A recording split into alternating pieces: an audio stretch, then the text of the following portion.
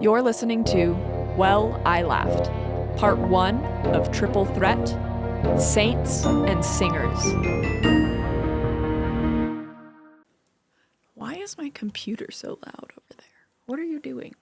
I kind of assumed you still had a space heater on. I don't know. It's been loud for a while, and I don't really know what it's doing, and I'm too scared to find out. I'm going to pivot hard real quick as we settle in. Yeah. I don't usually have hair dysphoria, but whenever I take this little thing right here, it's the cable to our headphones, and I flip it behind my back. Girl, that's ponytail. That is ponytail. That's a high side pony for me. Like that's like what Tammy it is. from Bob's Burgers. 100%. 100%. I have one story to share. I know off the top of my head, and then we'll just see where it goes from here. I mean, from our listener survey, if we stop the banter, I think they might come after us. So, yeah, you posted that people can now skip to the chapter, and we can speak freely because those people have now skipped straight to it. Right. Yeah. We fielded a lot of people who are like, who would even want to skip that part? Honestly, some of the messages are borderline, I stop listening after the banter. Yeah. And you're a real one because we love an advertisement at the top of the hour. Yep. Anyways. See, this banter's off to a great start. High side pony, don't tangent from my opening story. Here's something that's going to shock you, this story that I'm about to tell you. Oh. And if you're in any way affiliated with my grad program... No, you're not. No, you're not. No, you're not. No, you're not. Look at me. Look at me. No, you're not. I have technically and in the spirit not broken any academic rules. What I have is changed into a horrible beast. So Monday I get home, like only 6:15, and then I had like a little bit of like pre-packaged like dinner, like a little tofu, whatever. It took me like 5 minutes to whip it all together, and so I'm like done with like work and like life and everything at like 6:30, and it was like I should start working on that grad paper that's due Friday. Listener, for you, today is Wednesday. Yeah, that's due Friday at midnight. I should work on that right now. But first, I should definitely finish this episode of Modern Family. Oh, yeah. That started to autoplay as I ate dinner. Obviously. And so that would I'm be disrespectful. like, right, thank you. Otherwise, right. yeah. So that gets done. And then I'm like, okay, pause it. Let's start this grad paper. But I haven't actually had a chance to like be on my phone at all day, It's just like time. working stuff. Got a little phone time. Little TikTok time, little not on this planet time, little, this little is dissociate time. like not to be like an after school special, but this is my drug-free zooted time. Like this is where I go full 100%. smooth brain. And then this is the disgusting thing, friend. After I put my phone down, after honest to God, an appropriate amount of TikTok, I said, I'm going to go to the gym instead. And I went to the gym instead for an hour and a half. And I got home at like a freckle past 9 once it was all like said and done, like you've changed and you drove and everything. And I was like, well, I mean, there's only enough time to like shower, apply moisturizer, and get a little bit of reading in by lamplight. Trying to have no blue light in my eyes last hour before I go to sleep. I don't even have the time to work on my grad paper anymore. No. And as I sat in my bed, hands moistened from moisturizer, listening to my little audiobook, I said to myself, oh my God, did I just use the gym to procrastinate from academic work? You did. And I don't know who I am Isn't that anymore. hard? That's a rough realization. I look at myself in the mirror and I'm like, who is she?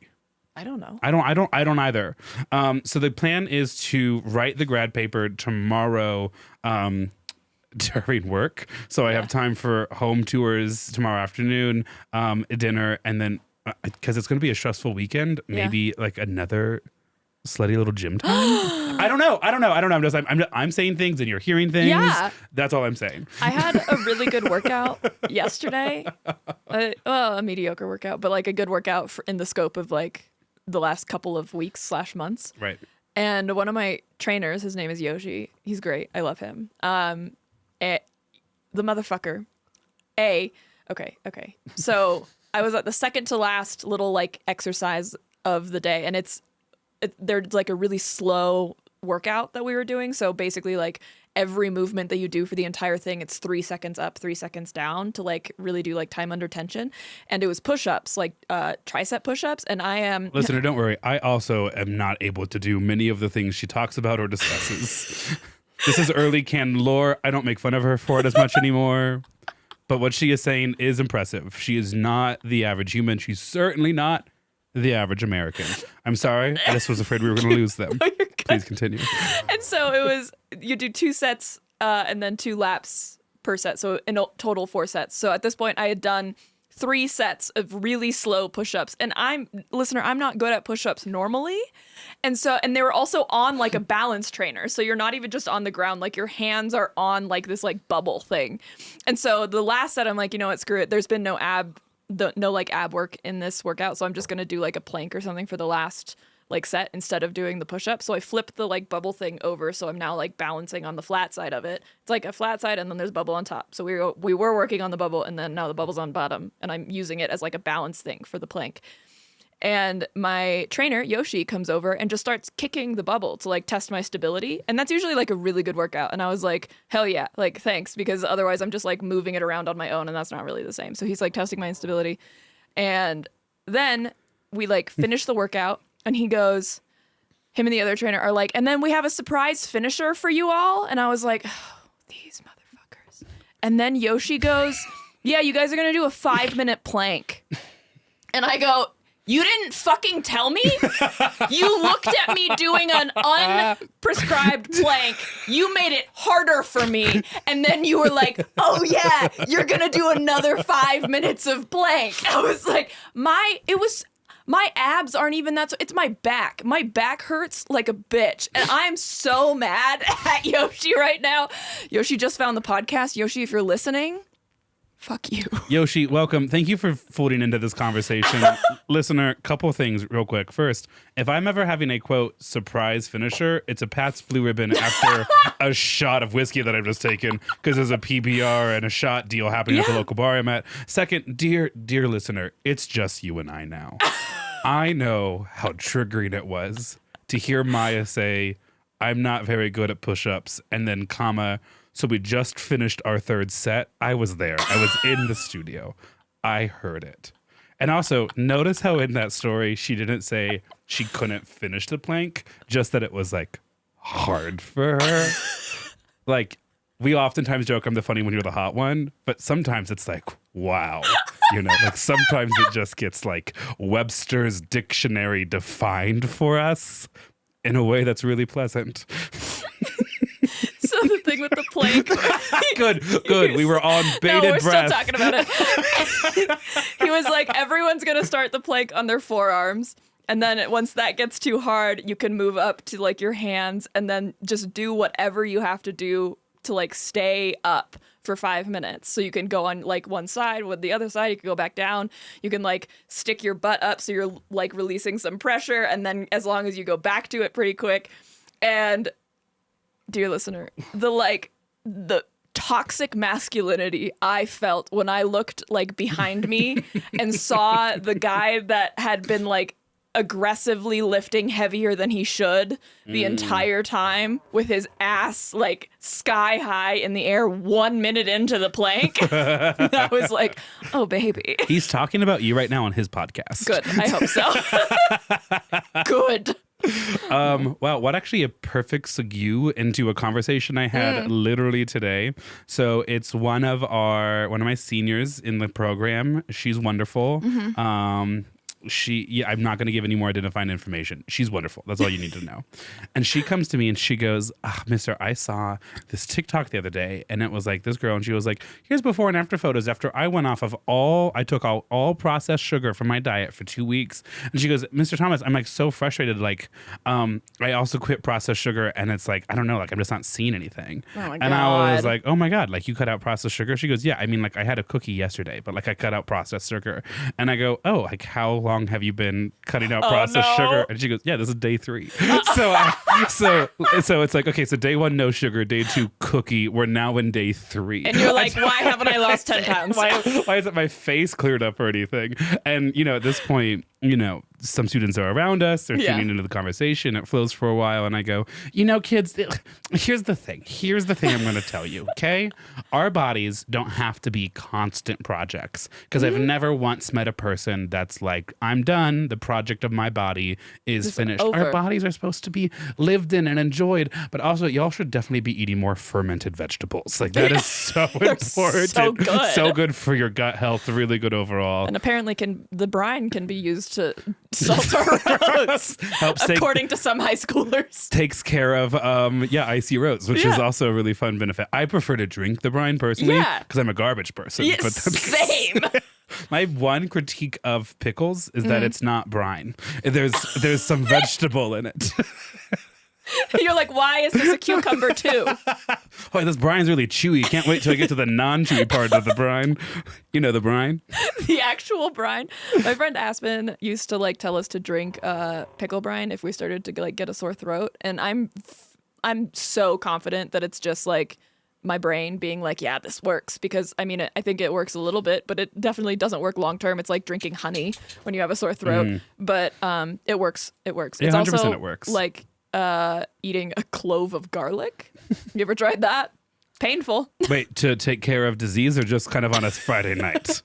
To help take care of a cold. I'm so rarely sick. No, I have many times eaten a whole clove of garlic, though, okay? From the Midwest. Just like raw garlic? No, you like oven. I have these little La Crusette ceramics for roasted garlic. Yeah, what I'm talking about is if you're starting to get sick, just raw dog a clove of garlic. It clears out those sinuses, baby. I saw this post and it was like, girlies, what's the saying you are using to like get yourself through all of this? And oh, God. One girl goes, every time I am like de-shelling garlic, I always say, please, sir, let me take your coat. Isn't that great? That's good. Last story from my personal life this week. Yeah. I didn't think I had a lot of content. I think I thought I had that one story, and turns out no. Earlier this week. How is today Wednesday? I don't know. I did take Monday off, so it's a really long week for me already. Yeah. So I know that for you. So Monday, I'm developing this like terrible, what I first think is a sore throat, but then I start to feel it like creep up my jaw muscle on just one side, and I'm like, oh, this feels like it's maybe the beginning of like an ear infection or something. Like this is sickness. This isn't like just like a cold or whatever. And so I get home that night, I take 2 Tylenol, and then that night my version of like carpet bomb it, because I so rarely get sick. I take a full cap, full strength NyQuil Severe. Yeah, you just gotta knock yourself out. I died for a little bit, which is really dangerous with my because untreated you sleep actually apnea. die. Exactly.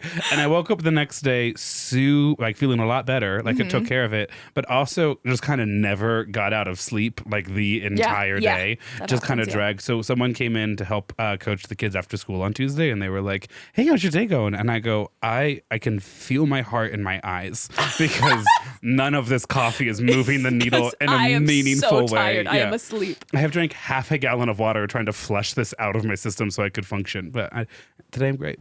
So anyways. I mean, it worked. I hate guess. to connect the final dot together, but part of me is like, what if all of this is just because it's been sunny for 2 days this week? It's going to be sunny tomorrow, too. I know it is. So excited. I know. Children I walked the dogs yesterday with no coat. It was amazing. We saw at school our first girl wear shorts, which is always how you know spring is coming, because boys never stopped wearing shorts throughout the entire winter. Shorts all the time. I found out Casey went on a snow hike this weekend in shorts. So did I. I went snowshoeing. You saw that photo, right? I was very was very busy. Some of the listeners who follow me on my personal account were immediately like, what are you doing? Are you okay? Anyways, look at her. Oh, I did see this. Yeah, you were with shorts. Tyler, right? Yes. Yeah. Went snowshoeing, ended up having an accidental sleepover. It was great. Oh, I love that. I know. So I had a cousin ski trip this past weekend, and we don't have ski passes this year because we bought a house, and turns out that's expensive, and so are ski passes. But like my cousins were in town, or my aunt and uncle. Technically, they're my first cousins once removed. I think I got that right. Okay. I just called them aunt and uncle, but they were in town, and I don't know, it was really fun. I didn't like skiing. Skiing's not my favorite. But then it was like a bluebird day. There was like some fresh powder, but not like too much fresh powder, you know? Yeah. And so it was like not hard to ski or anything. And like all of the runs were really pretty open. And the way I was like, I could get into this. And then I was like, no, Maya, remember the bad days. Remember the bad times. So it was like a perfect day skiing. And I was like, wait, is this enjoyable? That's literally what happened. And Thank God you shredded all of those planks earlier for the intense core strength that skiing takes. Well, skiing came first. But my uncle brought his camera along. Oh, cool. That's how you know you're a good skier, when you just strap a camera onto like a chest plate, basically. And all of us were like, what do you do if you fall? And he's like, I don't fall. And we were like, the fuck? I wouldn't do that running. Let I alone was like, skiing. what do you mean? But he got some really cool pictures of That's awesome. Casey and I in our onesies. Hell yeah. I'm excited. I had one other thing in my notes Okay. that... Did you hear about the beavers in the Czech Republic? Who built a dam in the exact spot the like civil authority wanted to build a dam? Yes, yeah, I did. So beavers built a dam. Sorry. I love this. Go ahead. It took them 2 days to build a dam that the Czech Republic had been trying to like get the correct permits and approvals for 7 years. And they calculated, and those beavers saved the taxpayers like $1.2 million overall. And then also like structural engineers looked at it and were like, this is better. Fucking incredible. I think what this story reminds me of is that you don't get to host your own version of the Stephen Colbert Show 5 times a day, because I get that. I don't. Yeah. I like, it would not be unheard of for me to walk to the stage in my speech and debate class and I be had, like, like, 2 hey, did you hear this one about conversations. this the beavers in the Czech Republic? Let me tell you about it, right? And they'd rapt attention. Yeah, I had like 2 conversations today. One of them was with Peter when he was like, there's no one really here. And I was like, yeah. And then another one where another guy walked past my desk and was like, good morning. And I was like, good morning. And that was it.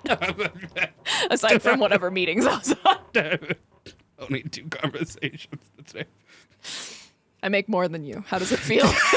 I had 2 conversations in bathrooms today. Like the comparison You is have not private the same. bathrooms. That doesn't. No, the first floor staff men's restroom is just a full blown bathroom. Oh, okay. Yeah, there's a lot of us there.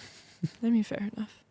Anyways, would love to hear about a famous triple threat.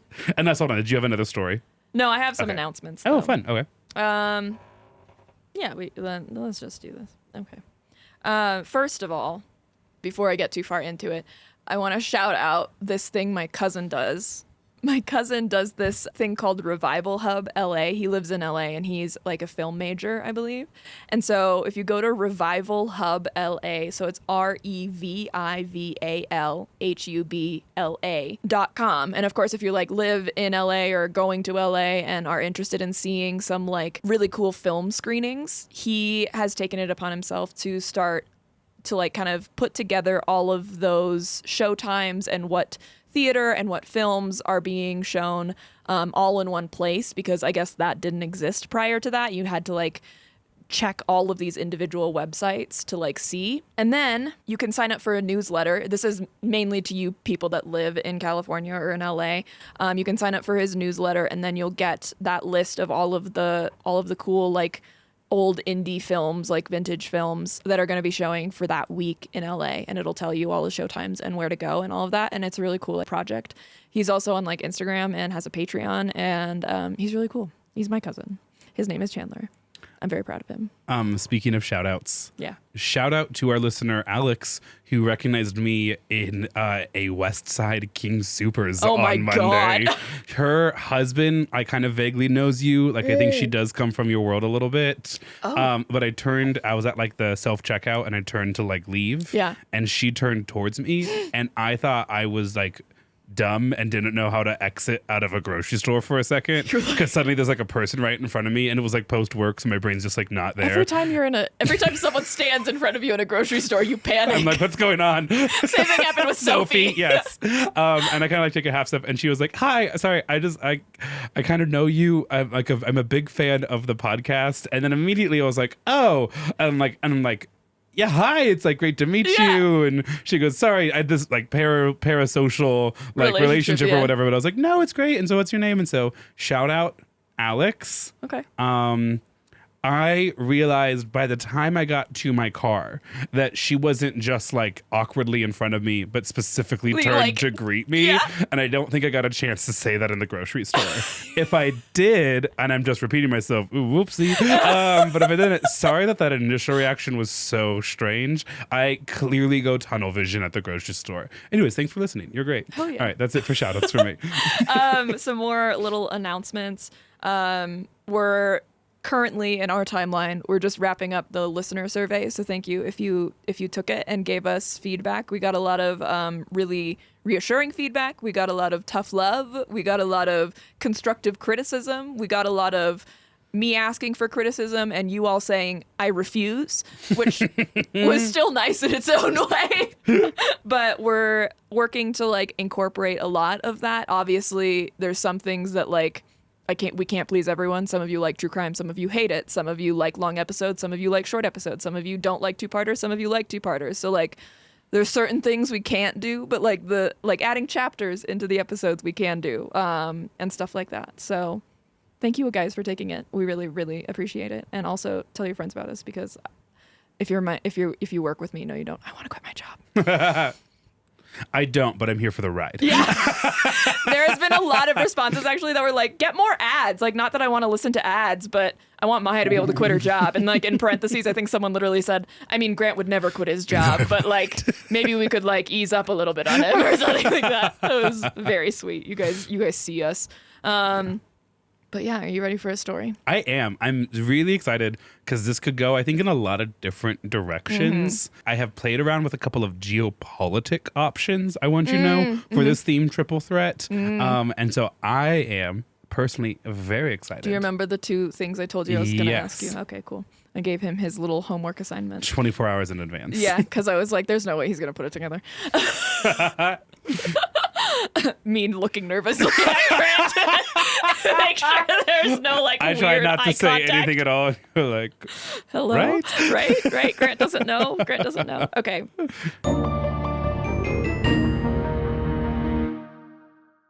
One of the things you guys asked in your listener survey is for trigger warnings at the beginning. So here they are.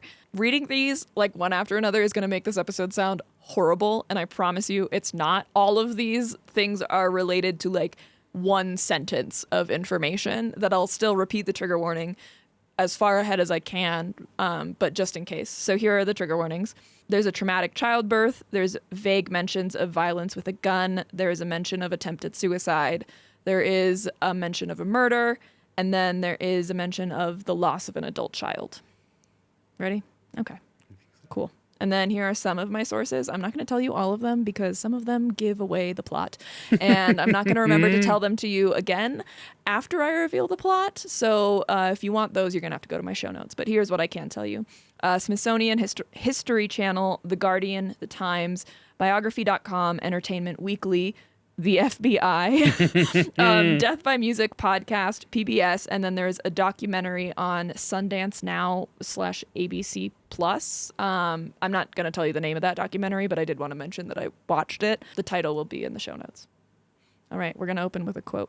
All right. Every woman wants to have him. Every man wants to be him.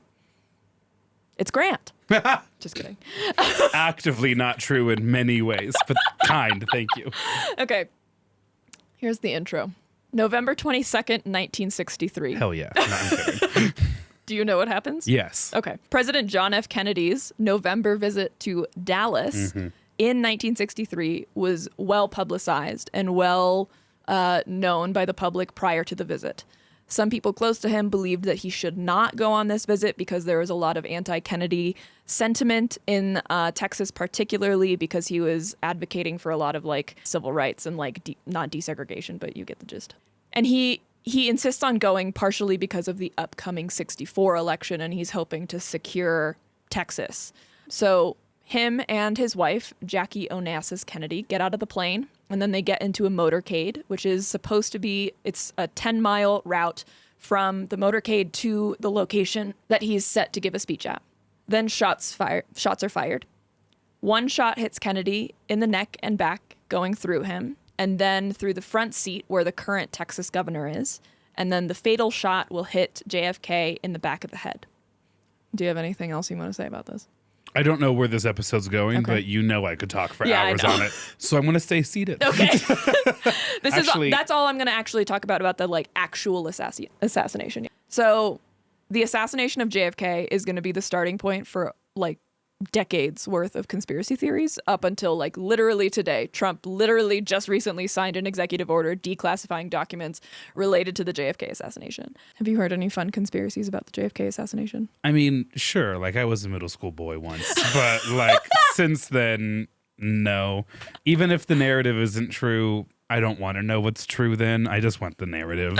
Just want the narrative. The Okay. government in the 60s was doing bad things. This is the first I've ever heard about it. Tell me more. Exactly. Oh no, someone shielded all of America's civil rights leaders that decade. Oh, too late. Yeah, like I'm just like none of like what am I supposed to do with that information, you know? Like obviously their deaths are tragedies and informed our present, and I don't need to know more. Okay, so I Googled some conspiracies about this. And here were my favorites. The Soviets, comma, the Cubans, comma, the Cubans and the Russians and the Soviets together. The U.S. military, the CIA. The next conspiracy was it was an accident. Wait, listen, I'm sorry, but just considering what then happened in the world, that is so funny. The conspiracy literally said like one of the Secret Service like tripped over something and accidentally shot him. I was like, what?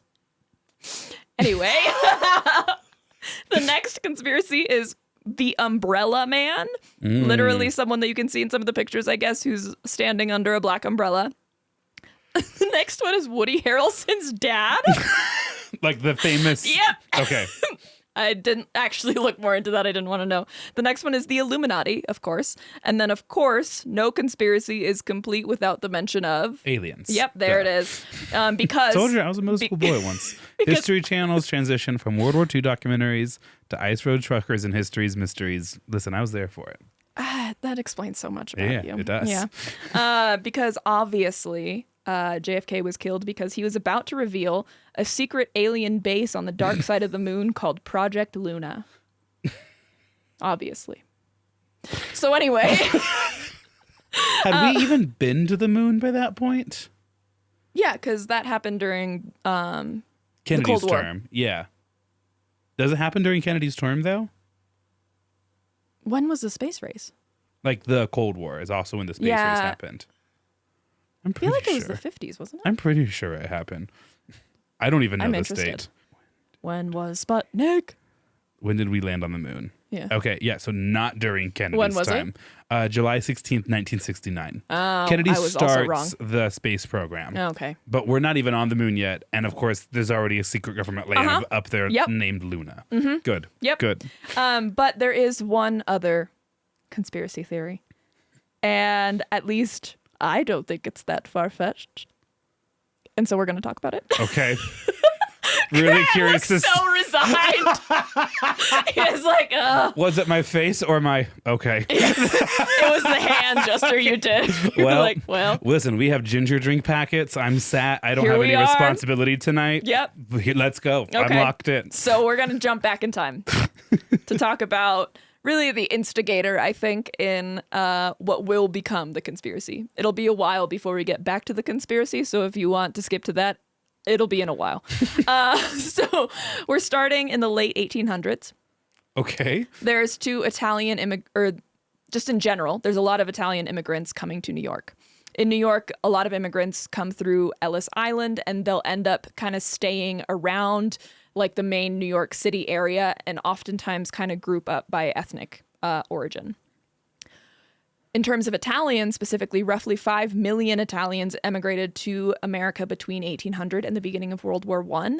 And many of the Italians went to Hoboken in New Jersey. So this is where we meet Natalia and Antonio Martino. Natalia goes by Dolly, and Antonio Martino goes by Martin or Marty. And they both come to the U.S. when they're young, but will eventually find each other and get married. Specifically, Marty is Sicilian, and Dolly is from the northern region of Genoa. Okay. And so already like even in Italy, there's already some prejudice against Sicilians. And then in America, there's prejudice against Italians and Irish and people that are emigrating. So there's already this kind of like otherized or otherness that's happening here.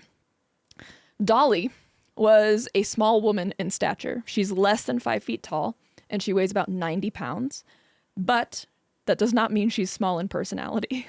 Dolly was described as being opinionated, unstable, foul-mouthed. And what's so wrong with any of those? Overbearing and seriously unpredictable. But again. I mean, yeah, a little bit. So Dolly was influential in politics and frontline social issues like voting rights and contraceptive care. She was a well-known abortionist at the time. She's a firm believer in the right to choose and would oftentimes put herself at risk in order to help young women in need. She would work as a midwife, oftentimes not charging for her services in order to help these families. And she would also help women get clandestine abortions, earning her the nickname Hatpin Dolly, the hat pin in reference to the sometimes graphic nature of abortions at the time. Oh. Yeah, a little bit rough. Dolly was, however, well-versed in all of the Italian dialects, as well as being fluent in English, which is unlike a lot of Italian immigrants at the time. And so she uses this talent to translate for Italian immigrants during court proceedings, especially during requests for citizenship. She was also designated as a Democratic ward leader by local politicians, and even though she herself was unable to vote, she hand-delivered hundreds of votes, a lot of times for the Democratic Party, but still was like an agent in the Democratic machine. In 1919, she chained herself to Hoboken City Hall in support of women's suffrage, and shocker, she was arrested for it. But because of Dolly's involvement in the political world, specifically in conjunction with her Italian heritage, she had to develop relationships with other Italians in the area trying to make a living. And one of these people was Angelo Gyp DiCarlo, who's a small-time mafioso who has a lot of higher-up ties in the Italian mob. You're doing a great job with the pronunciation so far. I just want you to know that. Oh, thank you. Mafioso is not something I would have said so quickly and with such confidence. You're doing a fantastic job. Aristocratic. Philosophical. Aristocracy. I'm saying them in a mirror to myself. So it quickly has ties, if she hasn't already personally met people like Frank Costello, Willie Morietti, and Lucky Luciano. These are people that are all in charge of like the big nightclub scene in New York and New Jersey. And she's not the only one with potential mafia ties. Her husband, Marty, also would work as a part-time bootlegger when Prohibition would come. So she's doing all this stuff and he's like on lookout for like these bootleggers in the middle of the night. Like he has to be on the lookout for his wife who is running different contraband. Kind of, yeah. Marty's like, what the fuck did I get into? But Marty was also, he was trying to become a prize fighter. But he faced discrimination due to his Italian and Sicilian heritage. Italians were not technically welcome in boxing, so he went by an Irish moniker, Marty O'Brien. Sorry, there's just on SNL, her name's Heidi. What's her last name? You know who I'm talking about. Yeah, I do. Yeah? My initial instinct was Klum, and that's not right. No, it's not. She does this character on Weekend Update sometimes, and it's Italian girlfriend to a boxer. Yes. And she ends every sentence with, I'm taking the kids to my sister's. And like, that's all I was able to think about for those last 3 sentences. So thank you for humoring me. You're welcome. But like, when I go like, yeah, she takes the kids to her sister's. Like, I'm just going to kind of throw that in there. You're not really going to have a lot of time to throw. Yikes. Okay. We're just not talking about these two for that long. Oh, nice. Well, I'm going to shut up then. No, you're good. I love a like barely named side character in a larger story. I just really That's who liked the main Dolly. is. Like, I just wanted to talk about her a little bit. Okay. I heard some like side anecdotes about her, and I was like, well, I can't not say this. This character comes from a generation of badasses. That's all you really need to know. That's all you really need to know. Yeah. So Marty was a prize fighter. He went by Marty O'Brien, which was a name to make him sound Irish. Unfortunately, he was not a particularly good prize fighter, and he broke his wrist pretty badly after, I think it was 30 fights.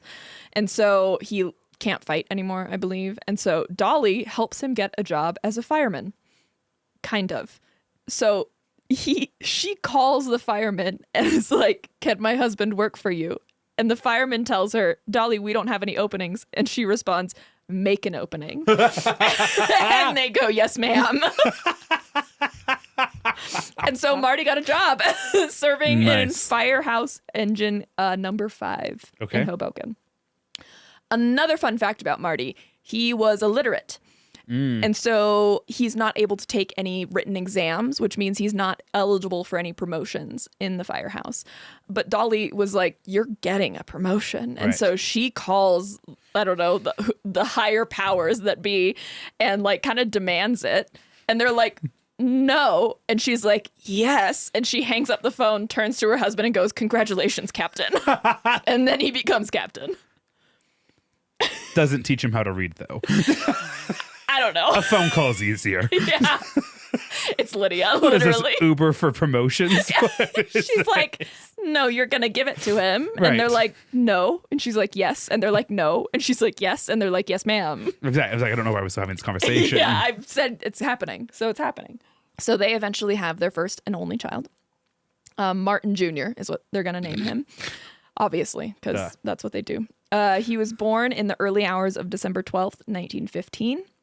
And this is the trigger warning for a traumatic childbirth. I'll give you a second to like skip forward, like literally 15 seconds. So the birth is not easy. He gets, I don't know what the term is. He like kind of gets stuck in childbirth. And so the doctors have to pull him out with forceps. And that's the traumatic childbirth. That's like really it. But he does come out. This is a giant motherfucking baby. Remember the fact I was so nervous as to about what you were going to say next. Giant boss baby was not on the list. Okay, the other part of this kind of traumatic birth, like he's out, everything's fine. He is blue, so he was kind of thought that it might be a stillborn. Some sources said it was a grandmother. Some sources said it was a doctor that like ran him under cold water, and then he started breathing and screaming like a normal baby. So he lives. Again, this is a giant fucking baby. Remember, Dolly is less than 5 feet and 90 pounds.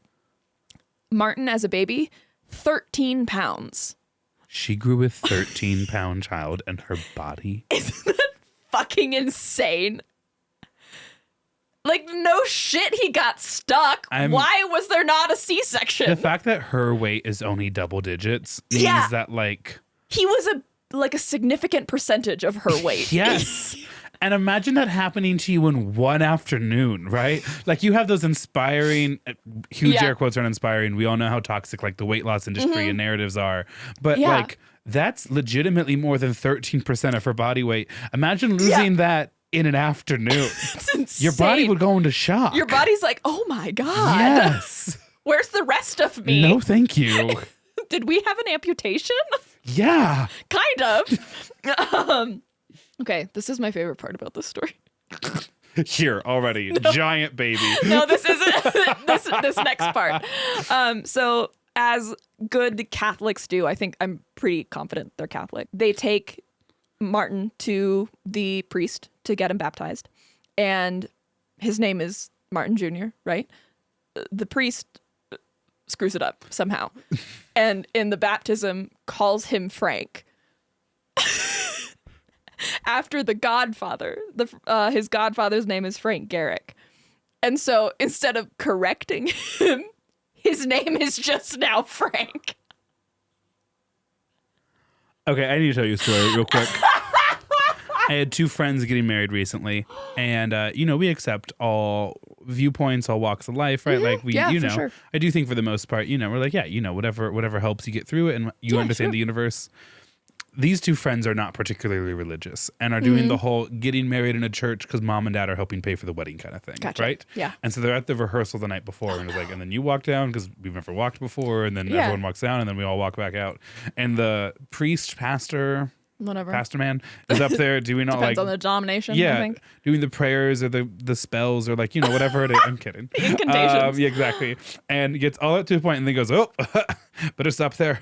Almost married you guys there. And our friend was like, that's not how this works. I don't. There are legal documents that have to happen. And it's also like, listen, if this is about belief, we don't believe you almost married us. Like we're not that bought in. We're trying to be very respectful, and we're not saying anything. And the friend comes to me and tells me about it because he's like, obviously I can't tell him that like I don't believe what you just said at all. That would really complicate tomorrow's reservation. But it was like not how it works. But apparently not with this family. They were like, you said his name is Frank. His name is now Frank. Went in a Marty, came out a Frank. Came out a Frank. I think we can all adjust to new pronouns. Like I think we can do it. If Catholic bishops in the early 1900s can, so can we. Exactly. So his name officially becomes Frank or Francis. And to be like super correct. To be frank. Shut up. That was good. Thanks. That was really good. I like it. Go ahead. To be super full and formal, his full name is Francis Frank Albert Sinatra. Oh, fun. Frank Sinatra could have been Martin. Sorry. So his name was Martin Frank Sinatra? Martin Albert. So Frank is in apostrophes, like Frank the nickname. Martin Albert Sinatra. And instead it's now Francis Albert Sinatra. Okay. Yeah. So we're going to talk about Frank Sinatra. And we'll get into how he relates to JFK in a little bit. You could have given me 12 guesses. Would have never gotten there. Good. Oh, I forgot we started talking about Kennedy, too. Yeah. I am actually really interested. Good. Little history episode for me. So we're going to talk a lot about Wait, do people think Frank Sinatra killed John F. Kennedy? No. I'm going to take that red string off the board. All the way off. Okay. There is a connection, but it's not that connection. Okay. So Frank Sinatra grew up a small, skinny mama's boy. And so all of this on top of being an Italian American already makes him a target for like other children in the area. And then, I don't know, just like being bullied. And also part of that traumatic childbirth there was the forceps involved, right? Those forceps gave him permanent like scars. So he actually had scars on the left side of his face, I think like cheek and neck area, that prompted other kids to call him Scarface. Isn't that insane? Oh, yes. And the forceps also gave him a perforated eardrum that he would live with for the rest of his life. Whoa. Yeah. So that scar he would oftentimes cover up with makeup. So if you haven't noticed it before, that's by design, but it is there in some of the photos. You can kind of see it. But it was a source of him being bullied as a young child. During Prohibition, his parents ran a bar called Marty O'Brien, Marty O'Brien's Association. Marty O'Brien being a reference to his father's prize fighting name, and Marty O'Brien also coincidentally shortens down to Mob. Yeah, I was gonna say. Yeah. So they're going to continue running this bar, aka Speakeasy, throughout Prohibition because they have the backing of the mob. And so for this reason, Frank is not going to have his family doesn't really experience the same impacts of the Great Depression as other people do, which is kind of what allows him to be able to have this career in the arts that he wants. I don't think his mom loved the career in the arts, and I think I did actually forget to write this down. Dolly was a cool gal publicly. I don't think she was a cool gal privately. I did see one source that says she kept a bat behind the bar. Oof. And you can do with that information. Although at a mob bar during Prohibition, I'm not surprised. I do think she used it on Frank probably, and maybe her husband. So she was she wasn't taking shit from anybody, and that made her, I think, probably problematic behind doors. But I think she was fighting for good things, so it's complicated. What's your bat behind the bar? For me, it's an iced coffee I've just taken 2 sips out of, and I can slush like a rattle. What? I will do some serious damage in that situation. Do not cross me. You've seen me like that. When I was in high school, I used to have Not an answer. No, when I was in high school, I used to keep my car keys on a lanyard because I was scared I would lose it, and the lanyard made it bigger. But I would always twirl my lanyard around my finger with the keys obviously at the end because of the weight. But I was I was a weapon with that. You're a literal Cretan slinger. Yeah. And I'm a funny little joke now that it's getting warm. Good. Well, I mean, that Okay, tracks. the bat is a weapon. Like, I don't know what And you want. so are my words. So is your sass with an iced coffee. Whatever. So they're running the speakeasy. At the bar, Frank would shine shoes for some extra cash and then would also eventually start singing there to make an extra couple of dollars. He would develop relationships with some of the people who would come to the bar, some people who would become or already were big mafiosos. So two of the visitors were Willie Morietti, who we're going to hear from some more, and then Frank Costello. Word would also get to Lucky Luciano, who was in prison at the time, but of course he's like a big mob boss, so of course he's still operating things and hearing from the outside world. And Lucky Luciano, I think, recalls, I don't know if this is in an interview or whatever, but he recalls hearing about Frank very early on and remembering that all of his men seemed to really like Frank and that he had a terrific voice and he was 100% Italian, which was important to him. Sure. Yup. Much like Domino's. Yeah. Original. Feeling really loose in this episode. This is good. Good. So as a teenager, Frank is inspired to pursue singing as like his official career because after listening to recordings of Bing Crosby, he would never formally learn to read music, like ever. Whoa. He was, I think he probably got an idea for it or later on, but it was always kind of by ear and by instinct. On his 15th birthday, his uncle gave him a ukulele. While he was in high school, he was a part of the Glee Club, and while he continued singing at his parents' bars and other local clubs, or his parents' bar and other local clubs. I didn't write this down. I don't think he finished high school. I think he got expelled, but I didn't actually do any further digging on that. He has a temper that we'll talk about. It's never actually like a huge problem, but it does put him in some interesting situations. Okay. And I believe being expelled from high school was one of those situations caused by his temper. Do you think it's because he was, I don't know, raised around the mob? What? No! And that his mom kept a bat? No, Listen, that absolutely has nothing to do with it. I don't know what you're talking about. He needs to take some ownership for his own actions. But if you put salt in the cookie dough, it's going to taste bad. Salt and cookie dough is good. 2 degree. Okay. Oh, that's true. You ever mix up the salt and sugar measurements? No, I have never done that. I'm You not do that an once. idiot. You do it once.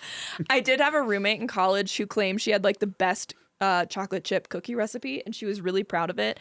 She always added so much salt though, because I think she thought it was like a secret ingredient or something, and none of us had the heart to tell her that it was. It's like a regular part of like the baking experience. It's just something that people do, and what you've done is now too much. Well, it's passed down from her aunt Nestle Toulouse. Nestle Toulouse. That's definitely a joke from Friends for those of you who've been on TikTok. Love that joke though. The amount of time it takes. What is it? To set Phoebe? up, yes, yeah, Phoebe to 100% it is. realize, and then everyone else's Monica's face when Yes. she realizes. The best part about Lisa Kudrow's perception, like creation of Phoebe, is that it's an unpredictable, quote unquote, dumb blonde character type. Yeah. Where like Phoebe's just weird enough that maybe she does have an aunt in France, but then of course it's Nestle can't- Tollhouse because then you forget she had a really sad child. Childhood. Speaking of sad childhoods, Frank Sinatra. Frank Sinatra. Perfect segue. Yeah. Perfect. Frank would meet his childhood sweetheart, Nancy Rose Barbado, in the summer of 34. She was painting her nails on a patio of a house across the street from where Frank and his family were staying. I think it might have been a vacation. I'm not 100% sure. Anyway, he goes across the street with his ukulele and serenades her. Oh, yeah. And boom, they're in love. He was 19 at the time. She was 17. So age appropriate for the time. In 1935, Dolly convinces, so similar thing where Marty is like, I want to be a fireman, or I don't even know if he said he wanted to be a fireman, but she was like, you're a fireman. I think she recognized that Frank wanted to be a singer, and so she convinces a group called the Three Flashes. They're called the Three Flashes because there's 3 of them, to let Sinatra in, and they initially are like, no, and then they're like, wait, does he have a car? And she's like, yes. What? And they're like, okay, he can come because he can drive us around. So it's a time-honored tradition in the Sinatra household to be kind of incompetent, but to marry a woman who isn't. No, this is Dolly that's doing this. Dolly's doing this for her son? Yes. Wow. Nancy, they're still like just very new childhood sweethearts at this point. I hope Dolly's about to go steal a car. No, I think they're pretty well off. Okay. Yeah, he has a green convertible. Yeah, a green Chrysler so convertible. cool. And so now they can't be the three Flashes because now there's four of them. So what do you think they name themselves? The Rat Pack? No. Oh, God, okay. you're so many decades off. Oh, okay. I was like, is it the name? No. The Four Flashes? But they want to also have recognition to the fact that they live in Hoboken. So the Hoboken Four, that's what they call themselves. Very original. Sounds like something the news would call you if you committed a crime. Yeah. And the search continues for the Hoboken Four, believed to have ran off into Long Island. With more on the scene, our correspondent, Maya Warner. That's what the Hoboken Four sounds like. A little bit. Yeah. A little bit, yeah. So they're actually pretty successful as the Hoboken Four. They go on to win a talent competition in 1935 on a radio show called Major Beau's Amateur Hour. So they win this competition. They each win some money. They get $12.50 each, which is about $300 today. And then they get a 6-month contract to perform on stage and over radio. They also do like a little bit of a tour, I think. So they tour for 7 months, 39 states, 35 shows a week. Oh my God. That's 5 shows a day. Oh my God. Isn't that insane? Yeah. How long is their set list? Oh, probably not long, I hope. But like that's something that we're kind of see throughout. I don't think I wrote any more of the examples, but like the amount of times a day these performers are performing singing is a lot because there's no way to record them really or like watch it. So if you want to see What's the year? This is 1935. Whoa. Mm-hmm. Sorry, I'm also realizing how old Frank Sinatra was. Yeah. Still, whoa. Yeah. So that's insane. There's obviously some tension in the group, because Frank was like never really a part of it, I think. And also he's Italian, which causes some internal tension. And then also causing some tension is the fact that he's getting all the ladies. He's better than them. AKA he's already cheating on Nancy. Oh, right. He's married. No, he's not married. He's just dating Nancy at this point. But still, I think cheating on her. I don't think it's ever explicitly stated, but it's like very heavily implied. Is this an era in which men can cheat? Yeah. Or are they just culturally allowed to do whatever they want? I think culturally they're kind of just allowed to do whatever. I will say Nancy throughout their relationship is much more forgiving than anyone I know would be. But I don't know if that's all women or if that's just Nancy. Okay. So there's some tension in the group. Allegedly, at some point, I think that tension was exacerbated by the sheer number of shows that they're doing per day. And I think at some point, Frank's a little like delulu, and so he starts giggling on stage and gets punched in the face by one of his bandmates. I'm just hearing the PD at my own workplace. Clear as kind, unclear as unkind. Says a lot real quick. Yeah, like immediately. Like imagine watching that set and you're like, oh, Jesus I'm imagining. Christ. Just giggle. Like that someone starts And someone's just still playing bass in the back. I fucking love it. It's insane. I do think he got beat up quite a bit for like essentially no reason by his bandmates. So I don't think this was unoriginal. So he's short. He has some facial scarring. He's cool as hell. Can take a punch. Loves He's to charming cheat. to the girls. Has seen the world at this point. And he gets punched in the face for giggling. So soon after this, they would disband.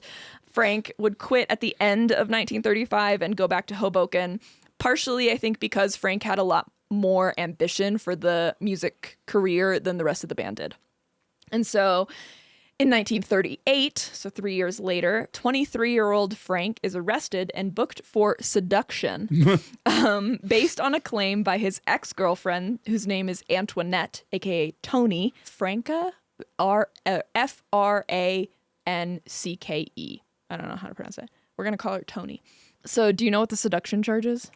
Being too cool? No, I have no idea what this is. The seduction charge is charged from a woman to a man, and it's typically like, it has to be, of course, like a unmarried woman of good repute. That's the only way the seduction charge will work. But it's basically she claims that the man promised to marry her, and then they like stole her virtue and now she's a ruined woman Oh, because I he see. tricked her into saying that they'll get So married. if you publicly admit that you're no longer in the eyes of society pure, you can accuse a man in court of taking that from you? No, you can just you don't have to publicly admit, I think, that you're ruined, but I think by charging someone with seduction, that's kind of That's what you're implied. saying. Yeah. Okay. So When the hookup's so bad, you're like, go to jail. Listen, there's a handful of us listeners out there who really get it. And you messaged me directly, and I know you get it. Okay, so the charge eventually is dropped because Tony was in fact married. Ooh. So they were like, you can't claim this. You already are married. But he was going to take me away from all this. He was going to take me away. No, I'm sorry. I'm sure that was traumatizing for Tony, but still a funny situation. I think, yeah, so later that same year, I think the police are still trying to get him on something. And so they arrest him again for the slightly revised charge of adultery. And so he pays, it's like a $500 bond. I don't know if that's in today's money or their money, either way. And then he's released and the charge itself is later dropped.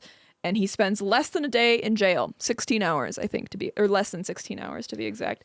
And just yeah. Oh my God. Yeah.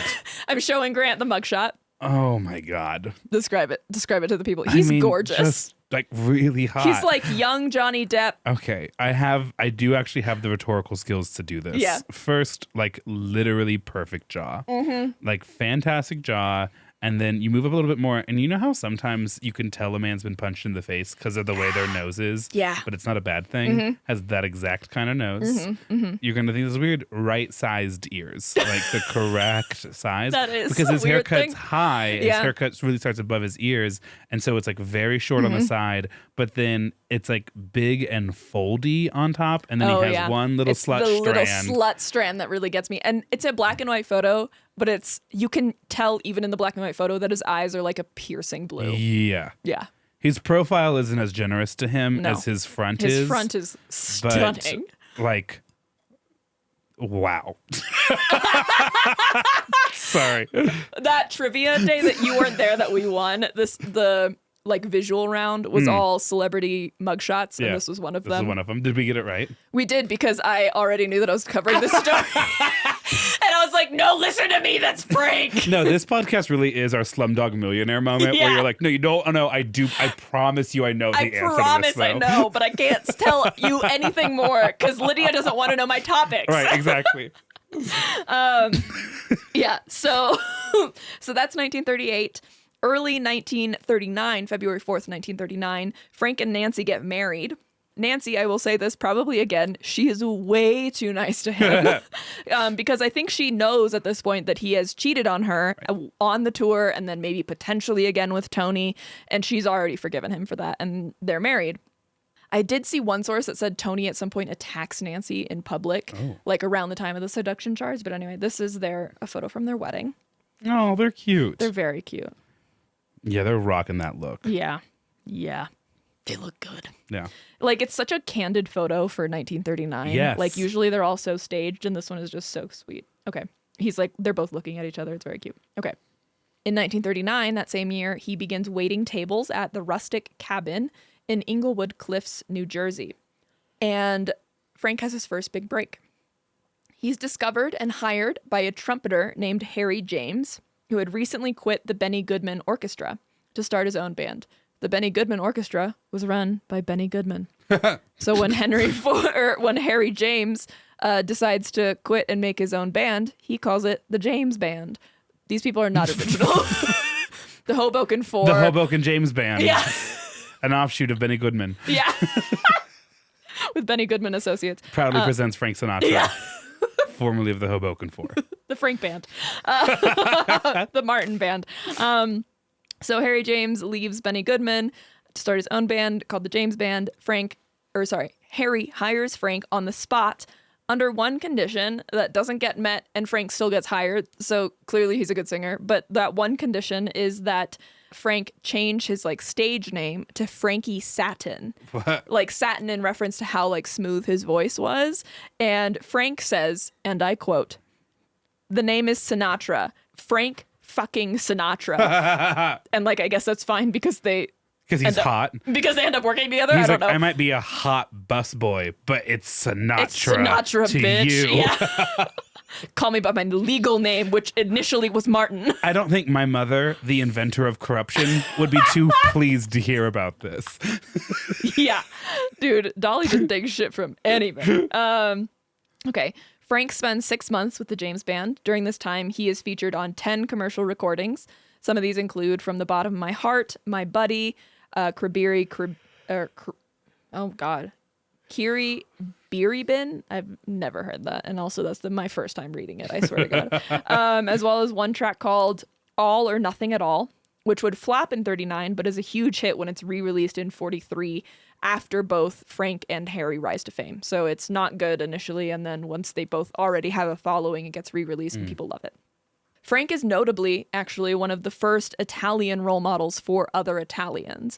There had been some prior to him, but there were some issues in other Italians being able to relate to them. So to think we went from Frank Sinatra to Papa John.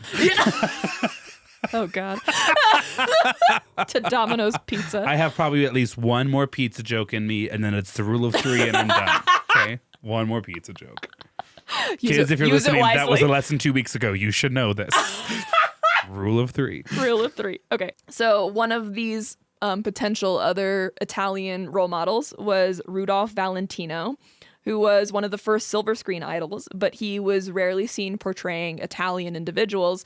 He was seen portraying like people of non-white origin. So he was like a sheik in one. And so people don't really relate to him as an Italian person. Joe DiMaggio is another one, but he was a hard one to relate to because he kept his private life very private. And so people also couldn't really relate to him. Another one was Harry Warren. Harry Warren's a composer, but Harry Warren is not his actual name. His actual name is Salvatore Guarenta. His father had changed their surname in fear of discrimination. So another reason that people feel like they can't relate to him, at least as an Italian. So Frank is one of the few, if not like the first person to wear his Italian heritage very like loudly and proudly for people to like relate to and recognize. And so, yeah, girl, get your pepperonis out. That's it. That's all you get. You've been we thinking all about know that. I have more. Saw it in your eyes. I thought about it like 10 seconds before I watched it, and I was like, hold on, fact check. Yep, run it. Yeah. Yep, run it. Oh, yeah, girl, get your pepperonis out. I'm going to use that. I'm a little snackish. Well, you got a while before we have a break. It's okay. Okay. Frank goes on tour with Harry James and the James Band. This time, Nancy comes with, cough, cough, so there's no cheating. And so this next section I called the big break. So he's had one big break. This is going to be his next one. In December of 1939, Frank receives a more lucrative contract offer from a band leader named Tommy Dorsey. Harry James luckily releases Frank from his contract so that Frank can go and join Tommy Dorsey. I'm not sure if there was any retaliation from Harry James because, as we'll see later on, Frank has his own ways of getting out of certain contracts. So Tommy Dorsey is a huge name at the time. He was the biggest and most successful band leader. He leads an orchestra. What do you think his orchestra is called? What's his first name? Tommy. The Tommy James Orchestra? Tommy Dorsey. His last name is Dorsey. It's literally Tommy Dorsey Orchestra. Yep, that's it. Why change anything? Yeah. When it's clearly working for others. Why did we call this podcast this? We could have called it the Great Thomas My Warner Orchestra. Right there. It was right there in front of us. God, we were too creative. Didn't need to go to Crema for it. Could have just nailed that over text. Could have just nailed it over text. I need to bring this iPad. So Tommy Dorsey is a trombone player who's kind of known for his seamless, unbroken passages in songs. And so because of this, Frank strives to improve his own health and breath work so that he can match Tommy Dorsey's kind of motifs in his songs. Between 1940 and 1942, Frank would make 83 commercial recordings that are now considered to be his first major body of work. So Frank's entrance into the Tommy Dorsey group is thought of as the turning point of the crowd's focus when crowds come to see bands perform. Instead of focusing on like the band or a particular like trombonist or trumpeter or whatever, the band's focus now turns to the singer. Supporting the singer. Because everyone fucking loves Sinatra. And he also, I don't know if this is when this started, but it's also said that when he was performing, he would frequently, it would seem like he was singing to individual people, and the girls loved that. And so, yeah, he was particularly popular among the girls, and he was thought of as a reason that a lot of people came to see their shows. One thing that's kind of funny, he didn't get along with the drummer of the Tommy Dorsey band. The drummer was Bobby Rich. And so the two were always kind of like at each other's throats. But looking on it now as someone not involved, it's kind of funny. So at one point, I think Bobby... He gets punched. Well, Bobby Rich would like... I think Tommy Dorsey like kind of had the two by the ear, if you know what I mean. And so Bobby Rich would like fuck with Sinatra while they're performing, and he would like, because he's a drummer, so he'll do things when Sinatra like hits his big note to like take away from the significance of that note. I think at some point Sinatra throws like a pitcher of ice water or something, and I think it misses him. I think at some point Frank pays somebody to beat Bobby Rich up. At one point, Frank goes to the mob. I don't know. Allegedly, all allegedly. And so in 1940, Frank and Nancy welcome their first child. It's a daughter, and we know no one's original with names in this story. Do they name her Frankie? No, they name her Nancy.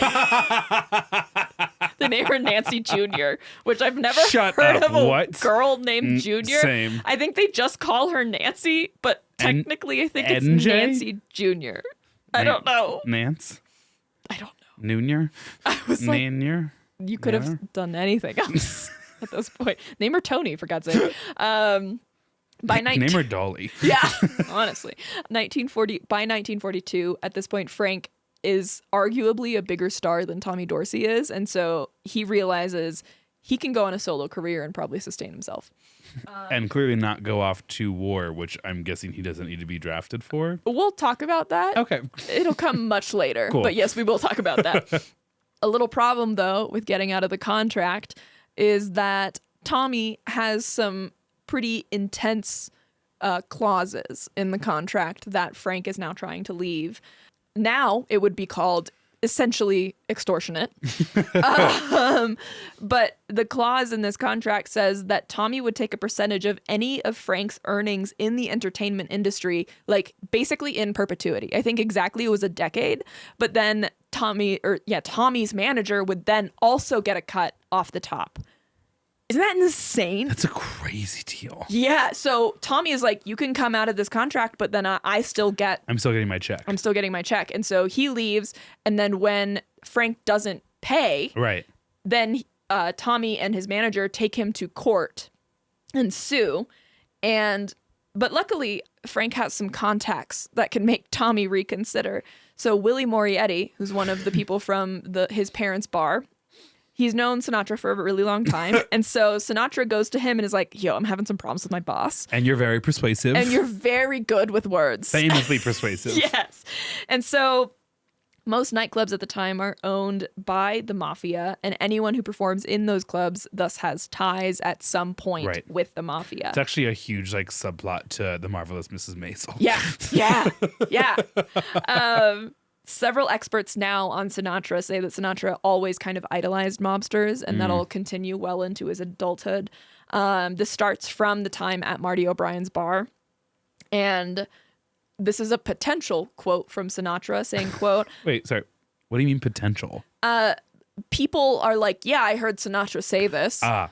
Yeah. But Frank's not like, that's me. Yeah. Okay, continue. The quote is, I would rather be a don of the mafia than president of the United States. I mean, you make more money as a leader. You have more fun as a follower. Exactly. We're going to talk. There's some gun violence here that happens. It's violence involving a gun, actually. So if that's going to bother you, maybe skip forward 30 seconds. Allegedly, Willie Morietti goes right down to Tommy and shoves a gun in his mouth and makes Tommy sell Frank's contract for $1 outside of court. And so now not only is the lawsuit dropped, but now Tommy can't do anything about it. Right. forever in perpetuity. Because they settled it, Get fucked. Yeah. outside of court. $1. Amazing. Incredible. Basically, Willie Morietti goes to him and says, like, let him go or you're dead. I said in parentheses, say that with a horrible Italian accent. I don't know when I wrote that. I'm not doing that. Brave Maya was trying to coach you through this. Yeah. Oh, wait, maybe the next quote was what I wanted to say. It's an offer you can't refuse. That's definitely where you wanted the Italian accent. I did. You come to me on the day of my best friend's court hearing against you. It's an offer you can't refuse. Good. Frank, when asked, would later claim none of that happened, and it was actually his lawyers that got him. No, he does have great lawyers. My lawyers are just really good. They got him to settle for $1 when they knew they could make probably millions off of me. Truthfully, the lawyers probably also know where the Gardner Heights Museum pictures are, but that's neither here nor there. No, we don't talk about that. So at this point, because Frank has relied on the mob, it's not really that he's indebted to the mafia in any way. It's that the mafia considers him a commodity. Because they know now that he's a solo artist, they can get him to come to their nightclubs and perform and bring in these huge crowds. Bring in huge crowds. And so, allegedly, the big mob assigns 2 guys to quote unquote handle Sinatra, aka just kind of watch him, make sure he doesn't spill our secrets to anybody, just kind of like make sure he's safe, you know. Those 2 men are Joe Fischetti and Sam Giancana. Sam is an important figure. Remember his name. Okay. This isn't the reason he's important, but this is part of the reason. He will eventually become the big Chicago mafia boss. He's considered the heir to Al Capone. He's a crazy dude. So in late 1942, Frank officially leaves Frank Dorsey's band, and within weeks of separating from Tommy Dorsey, Frank is a phenomenon. Frank's like pulling in all the money, pulling in huge crowds. A feminine, yeah. It's a feminine phenomenon. Casey loves that song, and it's so funny to me. Straight men have really found their space in Chaperone's discography. He knows all of the lyrics. I think it bothers Chaperone the most. I That know, straight men she's are like comfortable in their lyrics. I know. The way she made great music. He like will shout the like, I said play a fucking thing. Who did I marry? Griffin and Jacob love a Pink Pony Club so much. He played it on repeat like 4 times on the way to Sammy's wedding. Which is impressive because it's not a short song. No, it's not. It's not. Yeah. So Frank Sinatra is making a name for himself as a solo artist. So soon enough, he has a fan club. There's throngs of young female fans that are dubbing themselves, it's like fanatics, but Sinatratics. Frank addicts? What? Sinatra, but like Fanatics, It's like but Frank Addicts was right there, and then I don't know. Sinatratics. That one's not the big one. The big one is Bobby Soxers. Do you know what those are? Bobby Soxers? Initially, when I wrote that, I wrote in parentheses with the capital "what" next to it. What? So, you know, like in the 50s, the girls wore like the big poodle skirts. Yeah, and like sock hops and stuff. And you know the like socks that they would wear with like little frills on it? Right. Those are Bobby socks, apparently. Okay. Didn't know that. Didn't need to. I also didn't know why they were specifically associated with Frank Sinatra. I don't know if they are or if they just called themselves Bobby Soxers. I didn't look into this. I clearly couldn't. It feels like...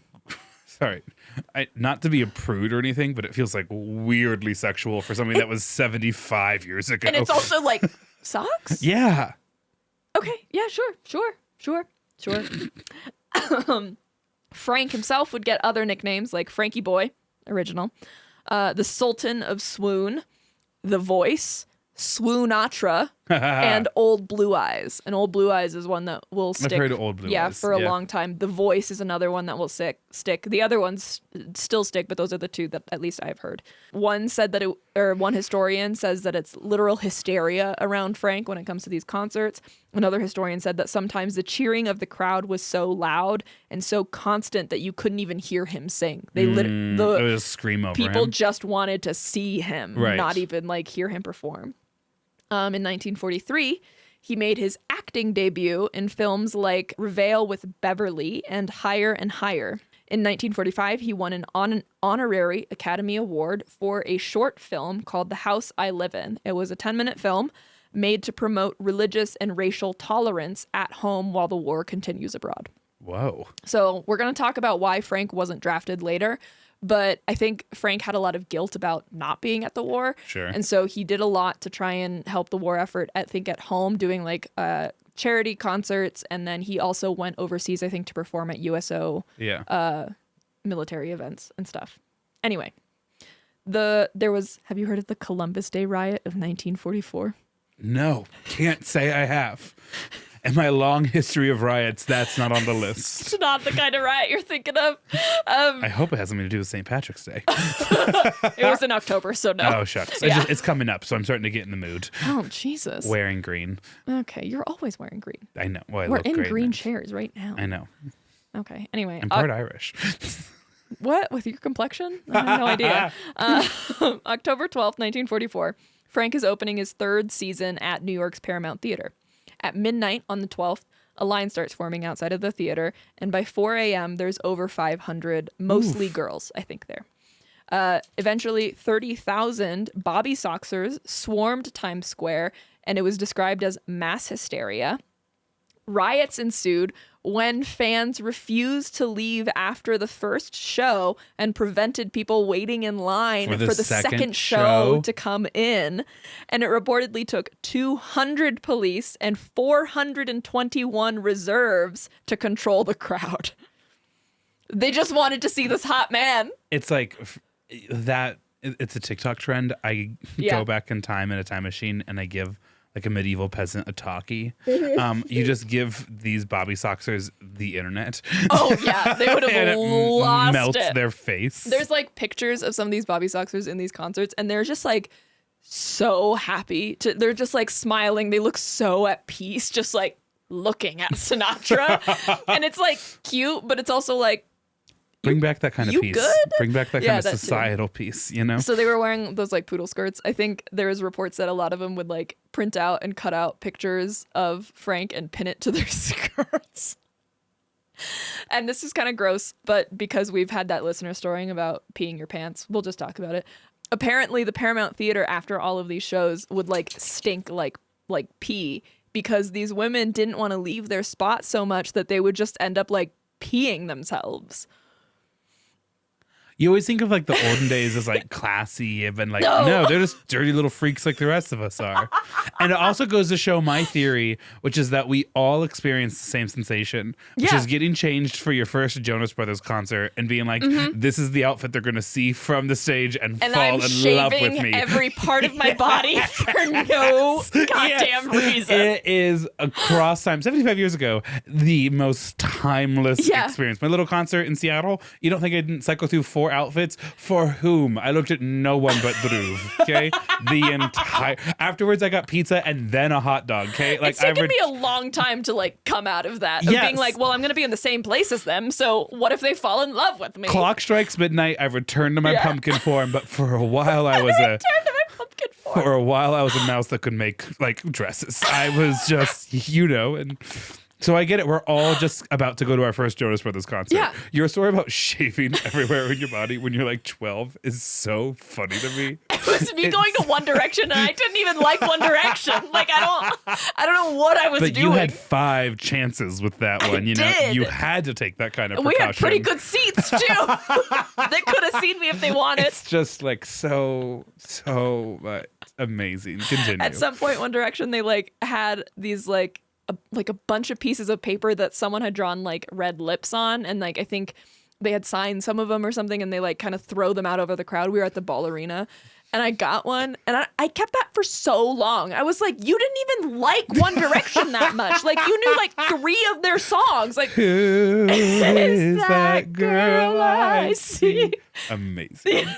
Fucking who was I? Love that you were like, and they would say Sinatra's arenas were filled with piss. And then you'd be like, and you and I are like, that reminds me of something. And by the way, riffs for 5 minutes. Continue. They like that too. We can't stop that or else Can't they'll stop leave the us. riffing. Yeah. Okay. Yeah, we just need to time it right. I don't know. There's a I think golden... we're doing better. I'm like, there's times I'm like, well, she's gotten like 3 or 4 minutes in that I have not interrupted. Time to go. Sometimes I'm going through my notes and I've scrolled several times and Brett hasn't said anything. I'm like, Is he okay? Yeah. Tell me more. I want to know. Anyway, 1944. After or maybe before, I don't know, the Columbus Day riots. Frank and Nancy have their second child. It's a boy. What do you think they name it? It's a boy. It's Frank. Yeah, They named Frank it Frank Jr. So there's Frank and Nancy, and then Frank Nancy and Jr. Nancy. and Frank Jr. Yep. That's so dumb. What are they going to do if they have a third child? Well, George Foreman named all of his kids George and Georgette. Are you kidding me? No, but I'm now saying that with the kind of confidence of a man who Googled it, when in reality, it's just what my dad said every time he got out our George Foreman No, that's grill. canon now. And so I don't know if it's true. Don't Google it. Let us Sorry. all live in this bliss. And if you do Google it, don't tell Greg. You would ruin that for him. Okay. 1945, around Christmas time, Nancy is in Frank's car and she sees a diamond bracelet. And she's like, oh, that's so sweet. He got it for me as a Christmas gift. And then they're at a Christmas party and she sees that same diamond bracelet on the wrist of an actress named Marilyn Maxwell. And so I'm pretty sure it was at the Sinatra's house. I'm not 100% on that. But so she pulls Marilyn and Marilyn's husband aside and says, get out of my house. And so they leave. And then I think after the party, she confronts Frank. And Frank says, oh, no, babe, don't worry about it. She doesn't, it's nothing like that. Like, she doesn't mean anything to me. He doesn't ever say, I didn't sleep with her. He just says, don't worry, it doesn't You solved mean it, anything. but I still live here, so I don't know what you want. Nancy forgives him. It's 100% now, that scene from Love Actually, Yeah. when Emma Thompson's character gets given the CD, but her husband, played by Alan Rickman, gave the like jewelry he found to his mistress. Yes. And she's just upstairs in her bedroom folding. And I forget what the name of the actress is, Joni Mitchell's song, I've Looked at Clouds from Both Sides Now. Yep. I'm just imagining that's Nancy, but it all happens in 0.5 seconds. And she goes, get out of my house. She like immediately moves through all stages of grief and ends on vengeance. Yeah. But also is like, don't worry, Frank, you could never do anything wrong. They laugh I forgive and you. smile at everyone. So many things. Get out of my house. Go! God, for Emma Thompson to play you in a movie. Anyways, continue. That'd be amazing. So Okay. I can feel the threads coming undone in my mind a little bit as I like settle. Continue. I've also seen it. You came in really cool and collected. Yeah. And I just knew that as soon as I take the reins of this episode, you're going to completely lose it. There's just an element where it's like, I no longer have to be in charge of the situation or drive or make decisions. I had that thought and I was going to say it. And I was like, don't start that. No, Don't start that process I'm too early. so aware. We're bringing 60 children on Friday to compete at this tournament. Like I am Terrifying. aware. Yeah. Okay. In 1946, Frank is like incredibly successful. I'm about to blow your mind, right? He was making something like, and this was maybe a max, maybe like a median. He's doing a ton of shows a week. Probably not as intense as what he did with like the 5 shows a day thing, but similar. He's pulling in $93,000 a week Whoa. in 1946 money. That's the entire U.S. economy. We found it. There it is. That's $1.5 million a week. That's so much money. If he was pulling that consistently, or that was you like can a cheat on median me. or something, 100% you can cheat he on me. could have made $78 million in 1946 alone. Yeah, cheat on me. That's Yeah, fine. like I would just be like, I've always wanted to look at clouds from both sides. So I've looked at clouds from both sides now. From $90 million this year. that's insane. That is an insane amount of money. That is an amount of money I will never see or be near in my life. Never. Like a week? 93,000 is around what I make a year. Right. What? Anyway, fucking whatever. He still lives in Hoboken. They're about to move to California. Okay. Yeah. I was unclear on the timeline of when they moved to California. One source said 1944, one source said 1947, so I'm not sure actually where they were when the Marilyn Maxwell incident occurred, but they eventually moved to California. That's actually my next note. 47, around this time they moved to California. Also, Frank attends a mafia conference in Havana. Yeah, that makes sense to Why me. not? I guess. It's the 40s still, right? Yeah, 40s. absolutely. So the conference is a tribute to Lucky Luciano, who's the head of the conference.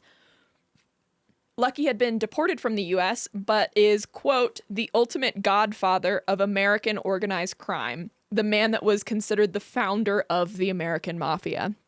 And so Lucky had been allowed to leave Sicily and go as far as Havana, and so everyone met him in Havana. In Havana, lots of mafioso own casinos, and for this conference, they all chose Frank as the entertainment, and so that's why he's there. When he is deboarding the plane in Havana, he's seen with the Fischetti brothers, who he's close with. I think one of the Fischetti brothers is one of the ones that was kind of assigned to keep watch over him. They're also members of the Chicago outfit, along with Sam Giancana. When he deboards, he's carrying a briefcase. There would later be reports that that briefcase contained $2 million in cash for Lucky Luciano. Frank would later say, when asked about this situation, quote, "If you can find me an attaché case that holds $2 million, I will give you the $2 million." He's saying, like, you couldn't fit You can't put that much there. money in there. And then an author named Norman Mailer tried it and found out you could fit much more than $2 million in an attaché case. Everyone's like, God damn it, Frank, you're so charismatic. We almost believed you. I don't know when that happened or if Frank ever gave $2 million or if that was like much more recent, but that's so funny It's to me. literally a TikTok audio right now. A woman opens up a briefcase and there's like just 2 stacks of money in it, and there's like a lot of empty space. And she goes, "There's no way in hell this is $5 million." And then it cuts to, and she goes, "Well, me, this is $5 million." $5 million, literally. Okay. There is a similar instance of Frank transporting money potentially for the mob. Of course, he will deny all of this. Right. But it's recounted by a known mobster, Jerry Lewis, who was a friend of Dolly's later. I'm not sure when he says this, but he says Frank's briefcase was about to be opened by customs in New York. And the briefcase contained $3.5 million, again, for the mob. And I guess the crowd was so busy behind him that customs just kind of decided Let not him to look go. through his briefcase. And he was like, phew. That's how you get cool things into the country. You let celebrities bring them in. Exactly. It's like I how you get pythons in guess. Florida.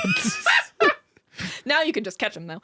In 1948, okay, before I say this next part, Nancy and Frank's relationship has started to kind of go on the rocks because Frank literally cannot stop cheating on her, especially once they move to California. It's reported that he like immediately starts cheating on her. I think at one point there was a pregnancy that Nancy terminated because she wasn't comfortable, I think, in the marriage. But then she does have a 3rd child. And so this 3rd and final child is a daughter. What do they name her? Nancy. Christina. What? They name her Tina. Imagine knowing like that you're the least favorite. Definitely at least 3rd. Yeah, you're the only one. When Frankie's right there as a girl's name? I guess they didn't want to be that unoriginal. I just feel like there were options. There were options, but they went with Tina. Okay. So Turner? we can only hope. We can only They have a black daughter as their 3rd daughter. Little known fact about Frank Sinatra. And Nancy is actually the one that cheated that time.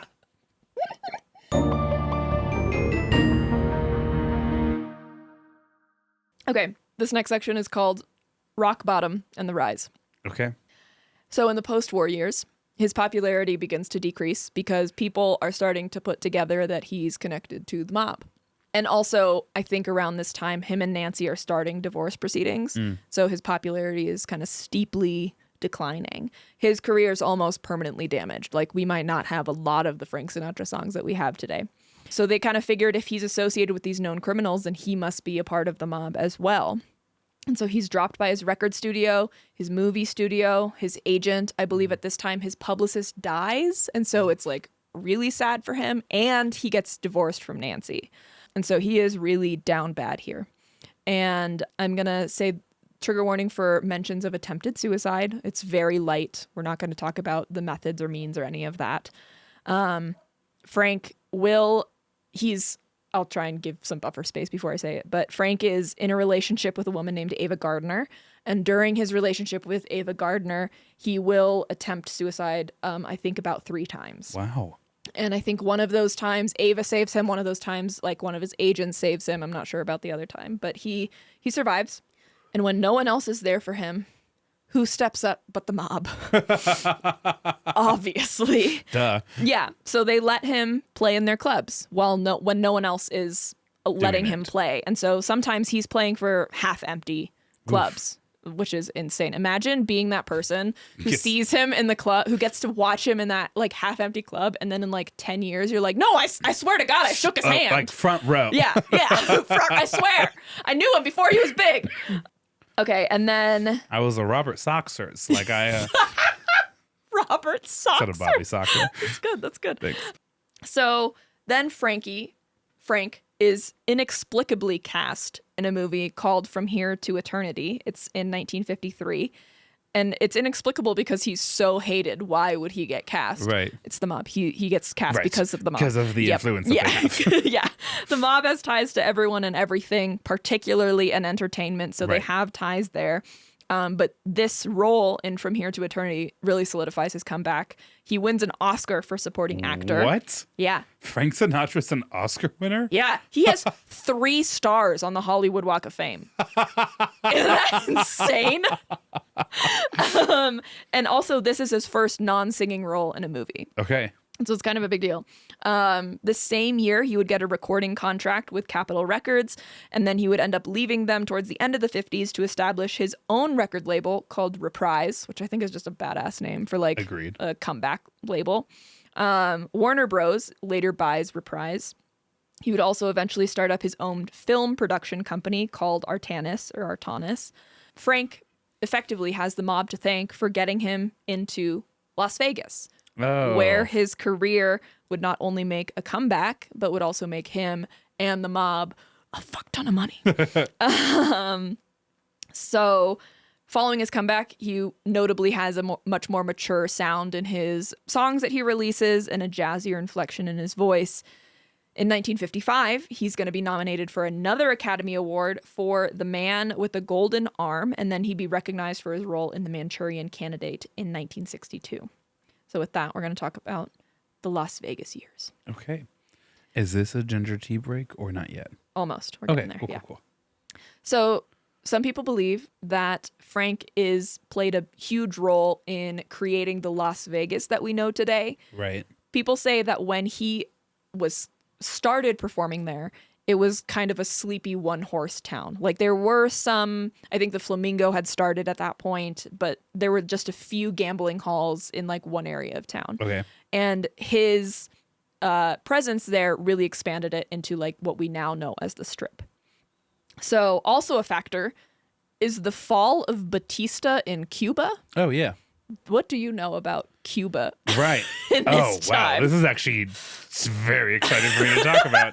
Okay, so This was one of Grant's homework assignments, in case you didn't catch that. Homework assignments being like, hey, just recall the memories of the things that you already know. That you know. Okay, so there's this silly little thing that happens called the Cuban Revolution. Yeah. Where communist Cuban revolutionaries overthrow Batista in Cuba. The problem with Batista, do you want to guess or do you know because you've already done your research? I don't know. Go ahead and take a guess as to what the communists in Cuba might not like about Batista. I have no idea. He's super connected to the U.S., which is bad because the U.S. is like pretty clearly exploiting Cuba. I mean, what's changed? Right. Right. Gosh, trying to limit myself here, but yes. Havana is essentially where you go to do the illegal things you couldn't do in Miami. And so its incredibly close proximity to Florida meant that Havana originally had like a night scene going because of Prohibition. It was like easy to like hop across. Like the boat ride, I believe, is 90 minutes. The plane ride is shorter. Yeah. Whoa. People like legitimately trying. Isn't that where DB Cooper wanted to go? Yes. No. I can't remember. No. Yes, he did want to go to Cuba and then was like, fine, somewhere in Mexico is fine instead. Yeah. Here's the thing. People trying to flee communism in Cuba would just build rafts and then push it off into the Caribbean, and they would get floated into a current that would bring them to Florida. And for like decades, we might still do it. The Coast Guard would like just have ships patrolling that region specifically to pick up people. And there's been at least one woman who has swam that distance. Jesus Like it's a swimmable Christ. distance, right? So it's like a very close distance. And so because it's so close, there's my like God. casinos, there's, all of this like kind of nightlife going on for wealthy Americans to go to. These wealthy Americans are spending a lot of money at resorts, which are, of course, making the resort owners a lot of money, but are being operated by low-income Cubans.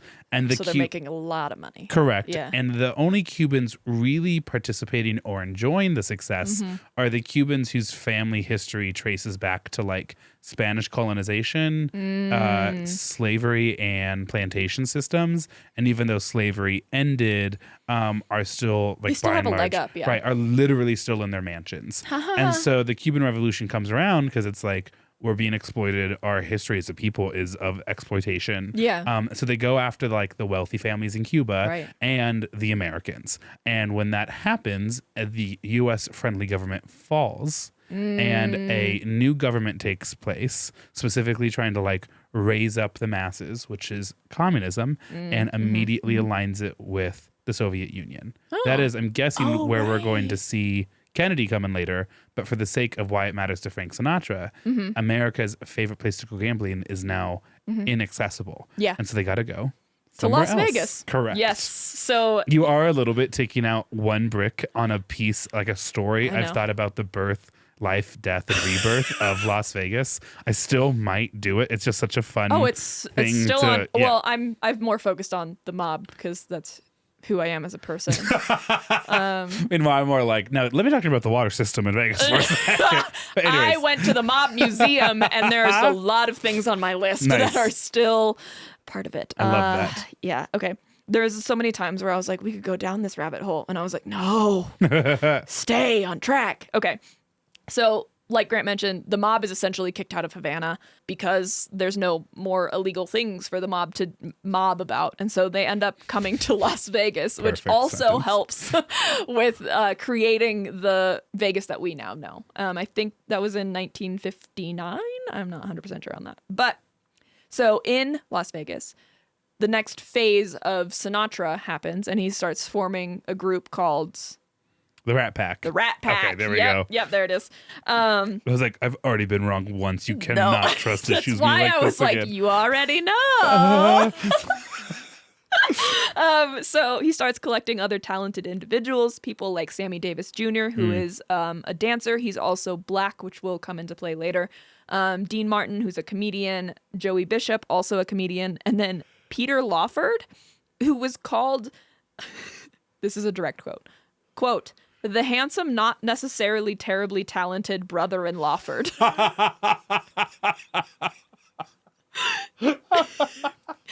Which is just, funny guy can sing, hot guy. yeah, just like a hot guy. Rat Pack. Yeah, because he's the brother-in-law of, do you know, What's his name again? Peter Lawford. No idea. It's the brother-in-law of John Kennedy. Oh, John F. Kennedy. Okay, Yeah. okay. He's the brother-in-law of the soon-to-be presidential candidate, John F. Kennedy. So Peter Lawford's married to one of Kennedy's sisters. Something like that. Okay. I'm sure. I'm not 100%. I don't actually know the whole family tree. It got Cool, really cool. complicated really fast, Sure, and I sure, sure, immediately sure. was like, never mind. Okay. So they would become known as the Rat Pack. Quote, the Mount Rushmore of men having fun, which I was like, do we need another one? Or like... Grant Thomas is having a good time, Yeah. and so is the Rat Pack. So is the Rat Pack, apparently. So the term Rat Pack was actually coined by an actress named Lauren Bacall, and her and Sinatra would actually have a fling of sorts later on. But reportedly, Frank hated the name the Rat Pack. But the group had initially called themselves the Klan, which got nixed because Nope. it sounds too much like the The KKK. Klan. Yeah, the actual Klan. And then the other name that they went by was the Summit. And then I think Lauren was like, you're the Rat Pack. And people were like, yeah. Because the summit sounds like a business meeting. It really does. It really does. So the Rat Pack was actually really good for the mob because they brought in a ton of money. The Rat Pack would also not only have performances together, but they would have like surprise cameos at each other's like concerts Oh, they'd and walk up and be like, performances. surprise. Yeah, exactly. Which would draw even more people in because they were like, Right. well, I'm here to see Sammy Davis Jr., but there's a chance Frank Sinatra will be Right, here, you right, know? right, And so right. that kind of thing. I'm not 100% sure if any women were ever a member of the Rat Pack. It was kind of, I didn't have a ton of time to like really dig deep into it. There were women heavily associated with the Rat Pack. I'm not sure if they were ever considered members. It's like women like Marilyn Monroe and a bunch of others. And then some other big names that were members of the Rat Pack that I'm going to mention are Nat King Cole, another black musician, I believe. Yeah, I know he's a musician. So, quote, people loved him, referring to Frank Sinatra, just for rising out of the dirt and brushing himself off and becoming a star again. Nobody has ever failed so badly and come back so huge as Sinatra. So in general, this is the good part of Frank Sinatra. He was a huge advocate for racial equality. Oh, okay. Just like across the board. At one point, one of the big hotels that he will perform at is the Sands Hotel. I think he like almost exclusively performs there. In Vegas, yeah. Yeah, and he has, I think, eventually will get a stake in the hotel itself. At one point, he realizes, I don't remember if it's Sammy Davis Jr. or Nat King Cole, but he realizes that one of them is never like in the dining hall with the rest of them when they're eating. And that's how he realizes that they haven't been permitted to have a room at the Sands. And so he tells the Sands, he's like, you better give this guy a fucking room. Or I'm out. Yeah, and so they do it. And then he also, at some point, he's walking with either Sammy Davis Jr. or Nat King Cole. And I think sees like a security guard or something turn away a black person. And so he's the reason that the Sands changed their entire policy to not only allow black guests, but also hire black employees. Whoa. Yeah. He just fully desegregates a hotel Just in like, his spare time. He was like, I make you guys so much money. Like, try and do this without me. Right, exactly. I'll leave and these people will come with me. Literally. And then you won't have any black people in here because you won't have any people here. Yeah, literally. And so they do it. And so, yeah, he's really cool in that sense, at least. You don't think of the mob as being progressive, but I mean, they own the Stonewall Inn. Exactly. I think about that so much. Welcome to Politics with Grant and Maya. What the American left needs is the mob. A literal woke mob. I'm here for it. The comedy sketch of the guy that's like, I think the mob should run Planned Parenthood. I stand by that. Okay. So the Rat Pack not only performed on stage, but also in movies in the 60s. They did the original Ocean's 11. Oh, hell yeah. That was released in 1960. Sergeants 3, 1962. 4 for Texas in 1963. And Robin and the Seven Hoods in 1964. Why do they all have numbers in them? Rat Pack. We're the Hoboken 4. Like, what? With a fast, furious Hoboken for Tokyo Drift. Ocean's 11, Sergeant 3, 4 for Texas, and Robin and the Seven Hoods. Like, what the fuck? Anyway, here is a picture of the OG Rat Pack in front of the Sands Hotel. Like, so many layers. Yeah. And also, like, you can immediately tell who is Frank Sinatra in this photo. Oh, yeah. You know, it's... No. Oh, was it that one? It's the one on the far left. Him? Mm-hmm. He looks really different as an adult than he did as a child, right? They're in the same order. He's the fourth prettiest guy in this photo. He did not age super well, I don't think. No. He's like still attractive in his older years, but he was like a stunner. Yes. In his 20s. He looks like the person telling Sammy Davis Jr. he can't come. This is what he looks like. He does. He looks like a mean Texas football coach. He does. You know, Sammy Davis Jr., I mean, like that. A treasure. Mm-hmm. A national treasure. I love that even in this photo and even on the billboard, they put him in the middle. Yeah. Yeah. They might just be in order. They're in the same order as they are on the hey, billboard. But Peter Lawford is attractive. I get how he got a Kennedy. Sorry. Very romance heavy, subjective for an episode on Frank Sinatra. Every photo we're like, who's hottest? Hot. Yeah. He is very cute. Yeah, but in this photo, Sammy Davis Jr. takes the cake in that photo. His smile is just like blinding. You're just like, I actually do want to get dinner. I don't think actually any of the other white men are really smiling. It's just Sammy Davis Jr. is kind of a shorty too, and I'm like, hey, hey, you know me. Yeah, I do.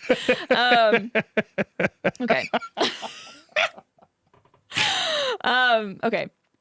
Before we get into kind of the next section, I have kind of a long disclaimer.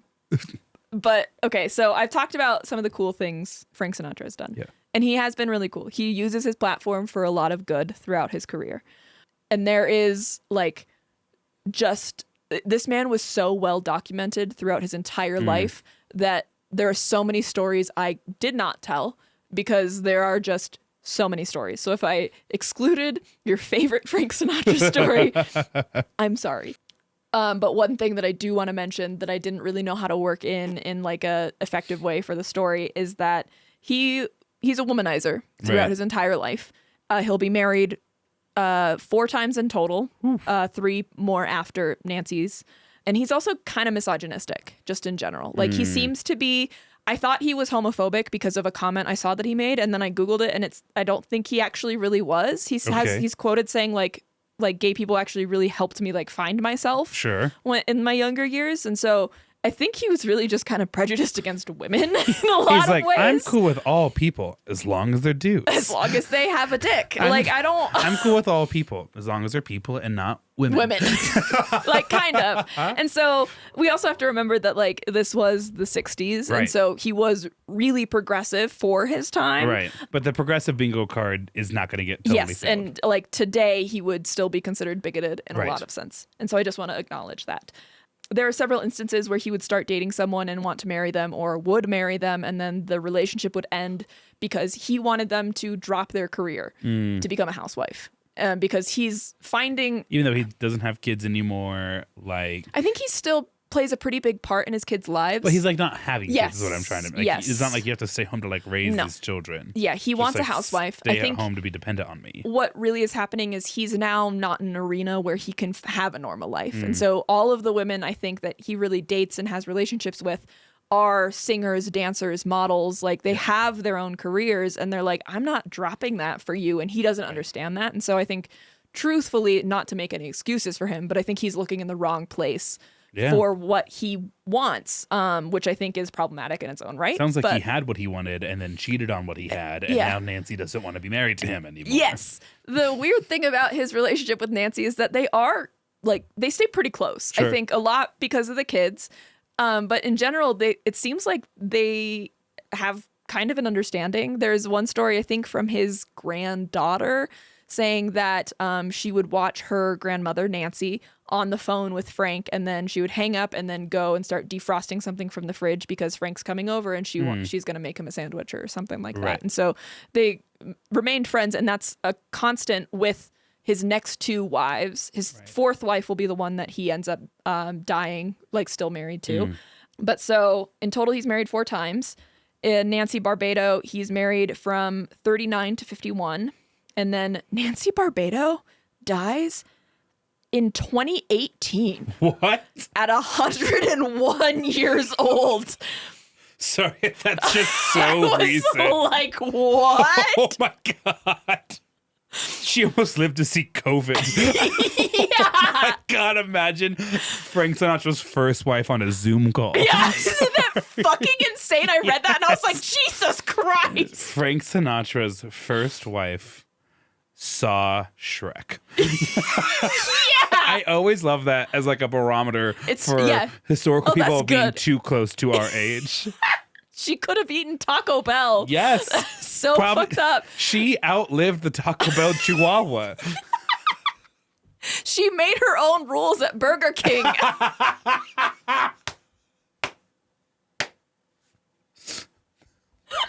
From Frank to my sandwich. I have it my way. Get her back! Get her back!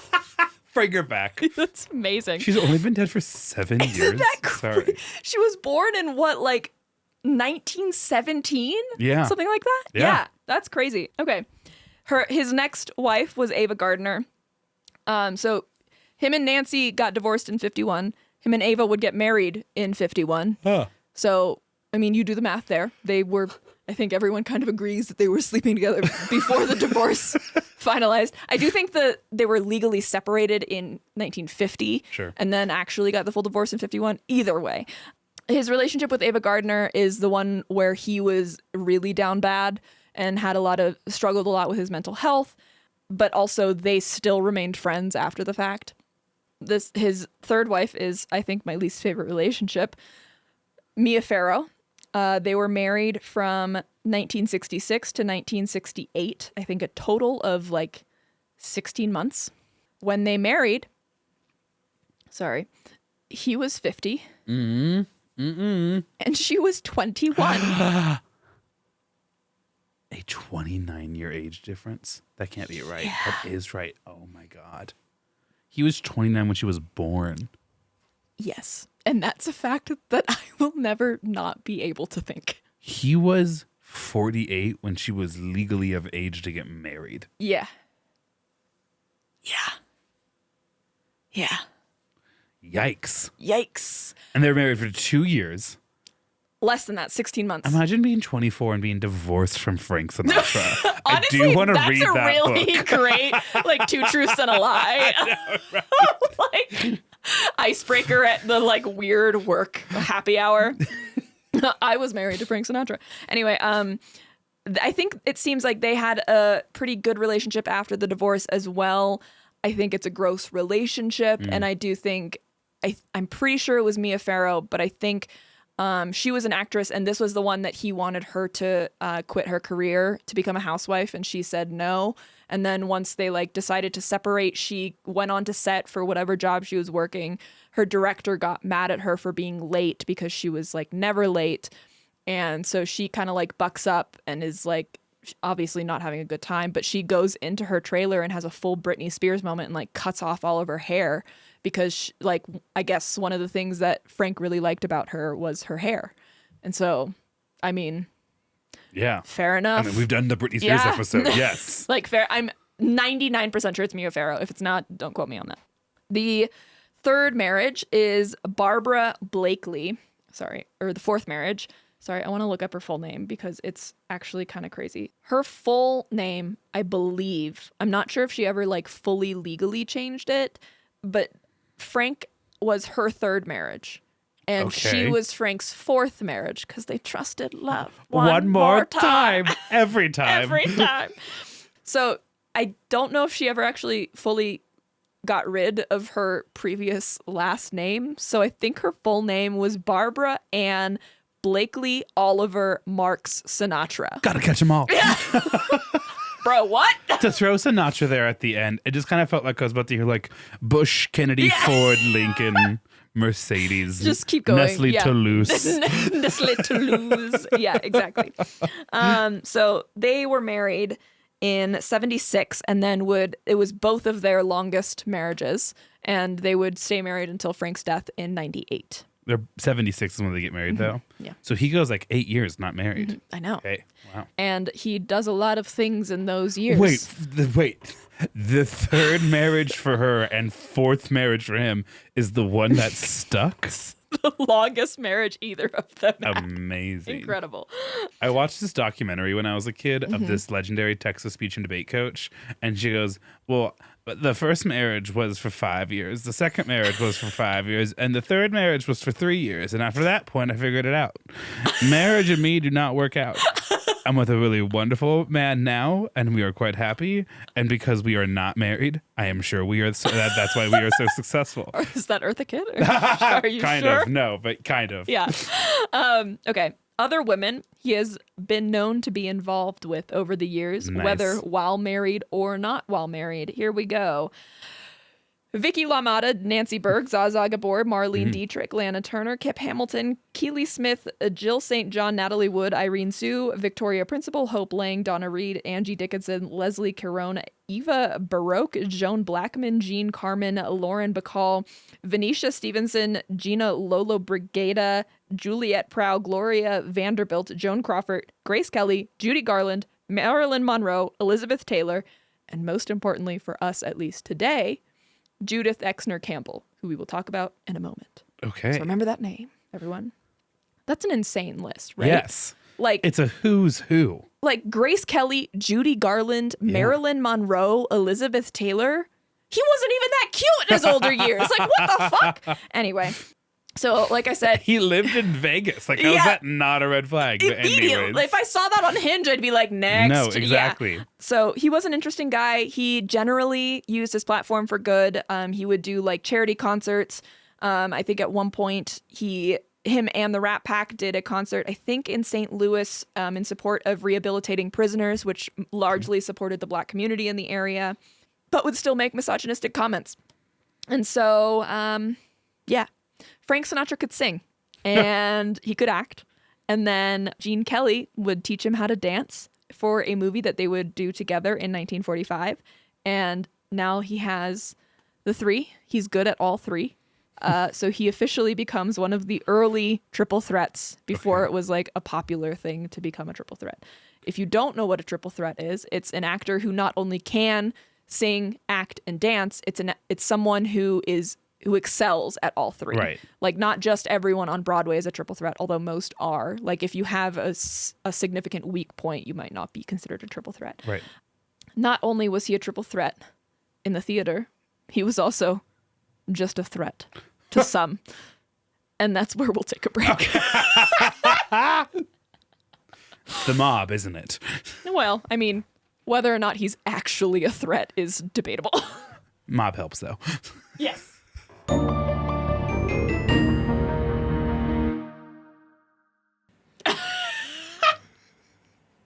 Didn't want you to feel Grant, rushed. no words, just thumbs up. I didn't want you to feel rushed. Okay. It's middle of the week, you know? Oh, are my pants ready, by the way? No. Oh, okay. Totally fine. I'll do them this weekend, though. Cool. I have to finish a Ooh, I can wear them at NatQual's? project. Yay. Yeah. Okay. Are you ready? I am. Okay. This next section I titled Enter FBI. We're going to start off with a quote again. Ready? Quote. It was rumored, this is a expansion on the previous quote, right? It was rumored that every woman wants to have him, every man wants to be him, but his fans and detractors weren't the only people who wanted a piece of old Blue Eyes. So did the FBI. Absolutely, they do. Incredible. The Iconic. FBI loves being obsessed with cool people and then ruining them. Except they couldn't ruin Frank Sinatra. Nice. Because he's innocent. Innocent. He's innocent. Okay. So one of the first things to draw the attention of the FBI is following Frank Sinatra's rise to fame in 1944, around the time of World War II, is a claim from a gossip columnist named Walter Winchell. You see, around the time of World War II, when like the draft was happening, Frank went to a doctor and paid a doctor around $40,000 for an appointment. An appointment that resulted in a doctor's note that declared him unfit for service. $40,000 Yeah. at the time or adjusted? I think at the time. I didn't do the math. Also because this is fake. Oh, okay. Well, that makes sense. That's why that number is unbelievable. Unbelievable. It is not to be believed. Because, I mean, Donald Trump had bone spurs, right? So, They're actually super easy to get. yeah. And They come with your college degree or your daddy's money. Oh, Famous side it effect. makes Yeah. sense. How Yeah. did he get rid of him then? But actually, probably the legit reason that he was not included in the draft was because of his perforated eardrum that he Okay. had because of the complications of his birth.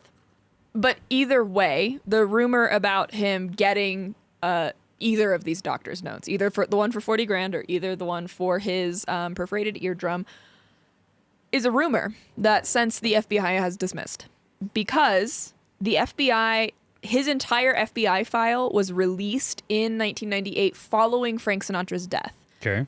Because there was a bunch of Freedom of The Information FBI just Acts. does that. They're like, here you go. Here's I his guess medical history. Once someone is, well, because they were keeping tabs on him, they had all these records. It wasn't necessarily his direct medical records, but because he's now dead, I guess that loosens up the rules of the Freedom of Information Act, and they're technically allowed to free up whatever documents. Prior to this, the only person that could have requested that information was Frank. Okay. Okay. The FBI file was 1,300 pages, Ooh. which is insane. They were obsessed with him. So obsessed. Only 25 of those pages were not released for privacy issues. And then portions of the pages that were released were redacted, obviously. Frank himself did request some of these documents from the FBI in 79 and 80 because the FBI started watching him in the 40s and kept watching him into the 80s, which seems like a really good use of our tax dollars. It also feels like a really cool assignment if you're the FBI. The like Frank Sinatra beat. Yeah, duh. It's like the only purpose there's an FBI office in Vegas. Who's watching Sinatra this week? There's like you play like a, I don't know. Tambourine? You play rock, paper, scissors to see who gets a Frank's is that game. what this was? I don't know what I was doing. I lost the words and then I gave up. Okay. However, so despite all of the rumors about how he got kind of excluded from the draft, what really solidified him on the FBI watch list was his connections to the mob. They were constantly trying to prove he had some like direct evidence or direct connection to the mob and he was doing some illegal activity for or with them. This is something that Frank denied, obviously, that he would always claim he had no connection to the mob, which Right. Girl. It's a lie. It's like there are photos. A proven lie. There are photos of you with all of them. Like, I don't know what you want. So here's a quote. Though Sinatra always denied he was connected to the mob, Sinatra's FBI file read like a guide to the era's organized crime figures. He did interact with famous mafia figures like Chicago mob boss Sam Giancana, with whom he was close friends. So yeah, you can't deny that he at least has connections to the mob, regardless of if he's doing anything illegal. So like I said, the FBI tracks Frank for 40 years. And the FBI at the time was run by... J. Edgar Hoover. Hell yeah, it was. Who just was not a fan of Sinatra. No. Well, No. J. Edgar Hoover was not a fan, period. Did not think fun was good. He hated everything. Yes, he he did. did not like Kennedy because Kennedy was like too happy-go-lucky or some shit. And because of that, he didn't like Sinatra. I don't know. It was a whole fucking thing. I think he was so determined to get Sinatra on something. I don't think he liked the fact that people liked Sinatra. Yeah, correct. Yeah, and so he was just trying to prove that he was a bad dude, and he was just never able to do that. So there's a handwritten note from Hoover about an incident where some of his fans go wild, similar to the Columbus Day riot, but probably lower key. It's in 1946. Quote, Sinatra is as much to blame as are the, and then an indecipherable word, Bobby Soxers. And we know it was Hoover that left these notes because he always signed off his notes with --H. Good fucking job, FBI director. Like, what? J. Edgar Hoover, --H. --H. Impossible to correlate. No one would ever know. No one would ever know. Apparently, there are lots of margin notes in the pages released by the FBI made by Hoover that can be seen in all of these files, and all of them are signed off with --H. So during the time that during the 40 years, they pulled together thousands of pages about Frank's movements, words, and friendships. Here's a quote. The accumulation of detail, comical at times, numbingly mundane for the most part, serves to deflate the image of Sinatra as a mob associate. So basically they're like, we have so much evidence that he didn't do anything illegal. He was just like kind of friends with rough people, but a bit too much of a coward, or they kept him clean. I think or they kept like, him clean. Yeah. Yeah, but he always idolized them, so he was always around them. Well, hey, here's the thing. I found this in my own personal life. Let me know if you have too. Being famous makes crime hard. I can't steal things. Kidding. Well, Yeah. I mean, it just becomes more of a challenge, which, the artist appreciates. Jesus.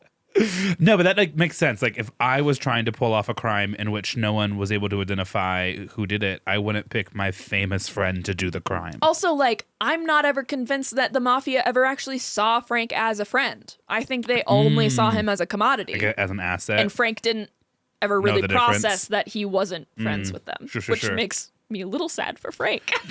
Yeah, did he ever have any real friends in his life? The Rat Pack, I think. I don't think much Business of associates? Yeah. Oh, well, Okay. Despite now having confirmation for a lot of Sinatra's mob ties from the people close to him, the FBI at the time was not really able to ever get a solid link for his like involvement in organized crime. They were also trying to find ties to him being a communist. Everyone had to be kind of a communist. You know, it was because he was so liberal in a lot of sense that they just assumed he must be a communist. Yeah, so they seemed to be watching him for anything they could get. His support of anti-racist initiatives, his defense of people accused of being communist, and in general, appearing on behalf of many liberal causes. Here's a quote. Sinatra's FBI dossier reveals a dismaying situation. At no time does it contain anything that even hints at activity disallowed by the Bill of Rights. We'd be able to arrest him if it wasn't for that gosh darn Constitution and the dumb dog, too. They watched it for 40 years. And at no point, no one was like, you know what? It actually maybe makes him a little more uncool to know that he was observed by law enforcement for 40 years and never arrested. They never, I mean, I don't know if the FBI would have let him get away with like petty crime or something like that because they're trying to get him on something so big, but I mean, still. So in general, the file shows exactly what we know, that he was friends with some tough people. And that's it. That's all they got. A kid from Hoboken knew some Italians. And he spoke out against racism and spoke for democracy. So you go get him, FBI. You got him, Edgar. Go, Edgar Hoover. I think you mean dash H. Dash H. It's kind of a hard thing to say. I like picked skin off of my knuckle somehow. I didn't realize that I had. Hey, I don't need a play-by-play. Just so you know. I wanted. I love you and I support you. Me. You know I love you. I just don't need that play-by-play. Politics meets showbiz. Ooh, Next nice. section. Thank goodness we don't have that anymore. Nope, never. That's sad. Anyway, so you might be asking yourself, Maya, you opened with an account of the JFK assassination, and then we spent, I don't know, 2 hours, holy shit, talking about Frank Sinatra. So, I have not forgotten, just so you know. I didn't think that you would. So let's talk about the Kennedys for a second. The Kennedy family, Irish Catholic, right? And society is ruled by WASPs at this point. So if you're Catholic or Irish Catholic, you're otherized. And so Joe Kennedy, who is JFK's father, was a known crook who engaged in insider trading. Today, he would have been put in jail for this. Right. But back then, it was like, nah, he's making money. Do you want to know how Kennedy won his first election? Oh, I know. You know? Well, I know my side of it. What do you know? JFK's dad goes off and finds someone. Is this the one you know? With the exact same name as his opponent? No. You don't know this? No, I don't know this. In one of Kennedy's very first elections, his dad goes off into like the neighborhoods of Boston. Oh, I'm only going to talk about the presidential election, really. So this is like his either like mayor or city council or maybe Congress. Mm-hmm. Dad goes off, finds someone with the exact same name as Kennedy's opponent. Oh my God. Gets him to file for office using the same name. Oh my God. So and that it the literally vote is splits the vote and Kennedy wins it. Joe. I know, right? Joe. Thank you, Mr. President. That's so fucked. Okay. Not illegal, just like so against the spirit of democracy. It might as well should be. Might as well be illegal.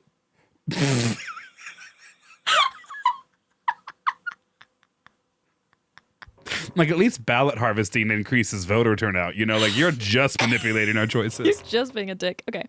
So he engaged in insider trading. He was a bootlegger during Prohibition. So because of this, he has connections to the mafia. His plan always was to make as much money as he could to essentially start a dynasty in America and create an American royal family, basically. He wanted to provide future generations of Kennedys the leg up that like people in the South who had slaves would have, you know, like that kind of thing that would prevent systematic oppression. And so if you're ever wondering why is Robert Kennedy or RFK Jr. so fucking weird, this is why. And why his like nephew, Jack Schlossenberg, is, I don't know if that's how you say his last name, but is like a correspondent with either Vogue or the New York Times. I want to say it's Vogue. I'm not sure. Like they're all, they've never had to really be concerned with survival. They've just been allowed to do whatever the fuck they want. I'm sorry, but another little Kennedy tidbit. Yeah. You're aware of the fact that Robert F. Kennedy Jr., hit a bear with his car, Yep. and then left the body in Central Park. Yep. The first article God. about finding a bear in Central Park Oh, God. was written by another one of RFK's cousins. Who did not know that the it was person who did his it cousin? was right. That was his uncle who like hit this bear, brought it to New York, and then dumped the body in the city park. My Because bears God. famously don't live in Central Park. They're more of a What? Brooklyn kind of group of people. Well, there's a certain district, but Yeah, anyways, you would know. just south of Williamsburg. Yeah. Jesus.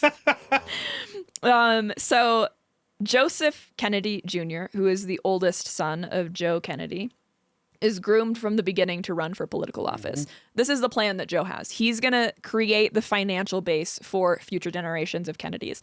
And he wants one of his sons to get the power then associated with that money to then start this American dynasty.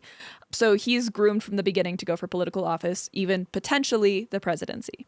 So John F. Kennedy, JFK, was smaller than Joseph F. Kennedy, like physically in stature, but was also a lot more bookish.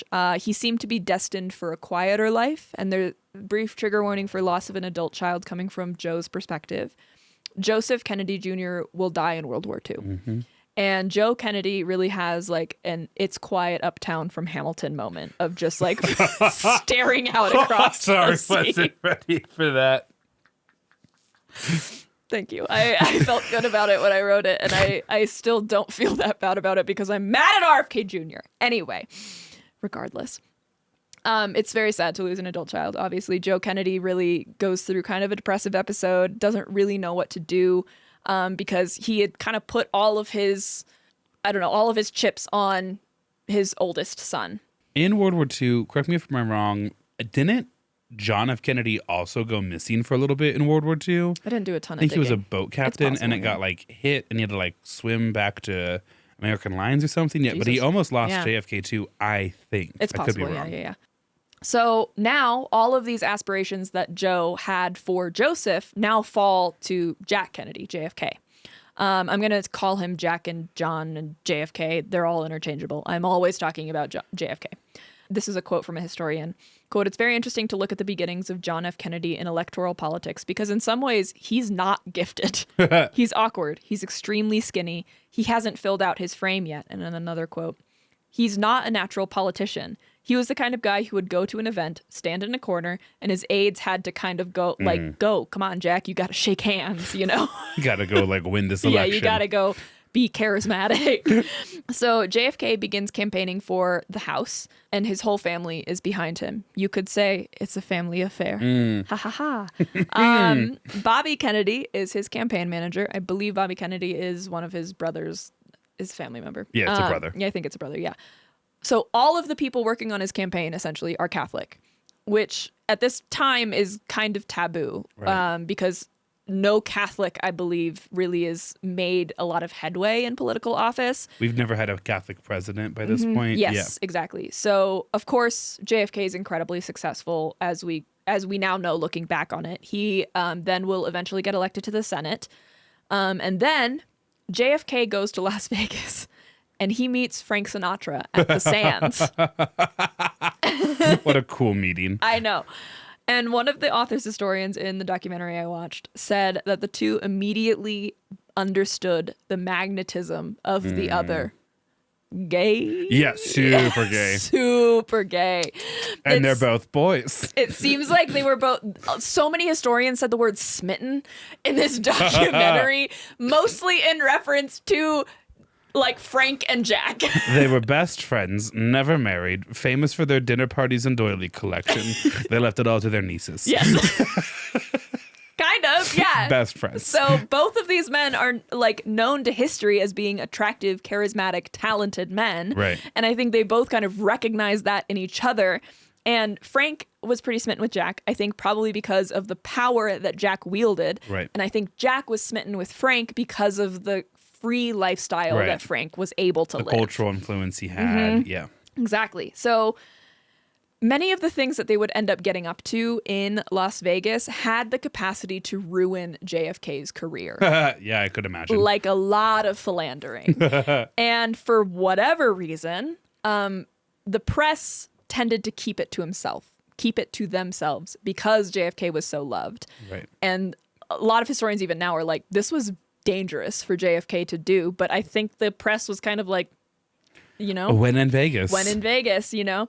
I'm not sure when or where this photo was taken, but this is JFK and Frank Sinatra. Oh, Together. yeah. Yeah. They're going to get up into some I would watch that serious buddy trouble. comedy. 100% I would. Yes. You just both know, they both smell like cigarette smoke actively in that photo. And I'm surprised that they both don't have a glass of whiskey in their hands. Yes, Like, right. Yeah. They also, It's broad daylight. it's broad daylight. They're both like laughing at some joke. I don't know. Like, Frank has definitely aged a lot, but he's still attractive. Right. And so JFK is older, but he's also still attractive. So becoming the president in the 1960 presidential election, JFK was exactly what the Democratic Party was looking for. Someone young, well-spoken, good-looking on television, charismatic. John was the first Catholic to ever like seriously run since 1928's Al Smith, who lost that election. Al Smith, the KKK would burn crosses outside of his campaign rallies and centers. Right. And, you know, that doesn't bode well for politics. No. This is a quote from JFK. "I'm not the Catholic candidate for president. I am the Democratic Party's candidate for president, who happens to also be Catholic. I do not speak for my church on public matters, and the church does not speak for me." It's almost like separation of church and state was important for him.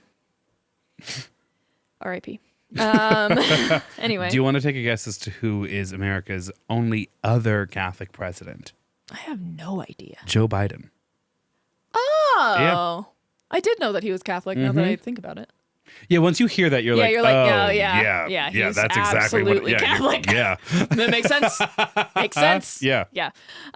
So Frank actually raised a lot of money for JFK. He wanted to be close to, I think, JFK's power, his charisma and everything. So he really not only became friends with JFK, but like became a close political ally to JFK. And he effectively set up a second headquarters for JFK's campaign, along with the help of his Rat Pack. Joe, JFK's father, would eventually turn to Frank when he wanted organized crime's help in JFK's campaign.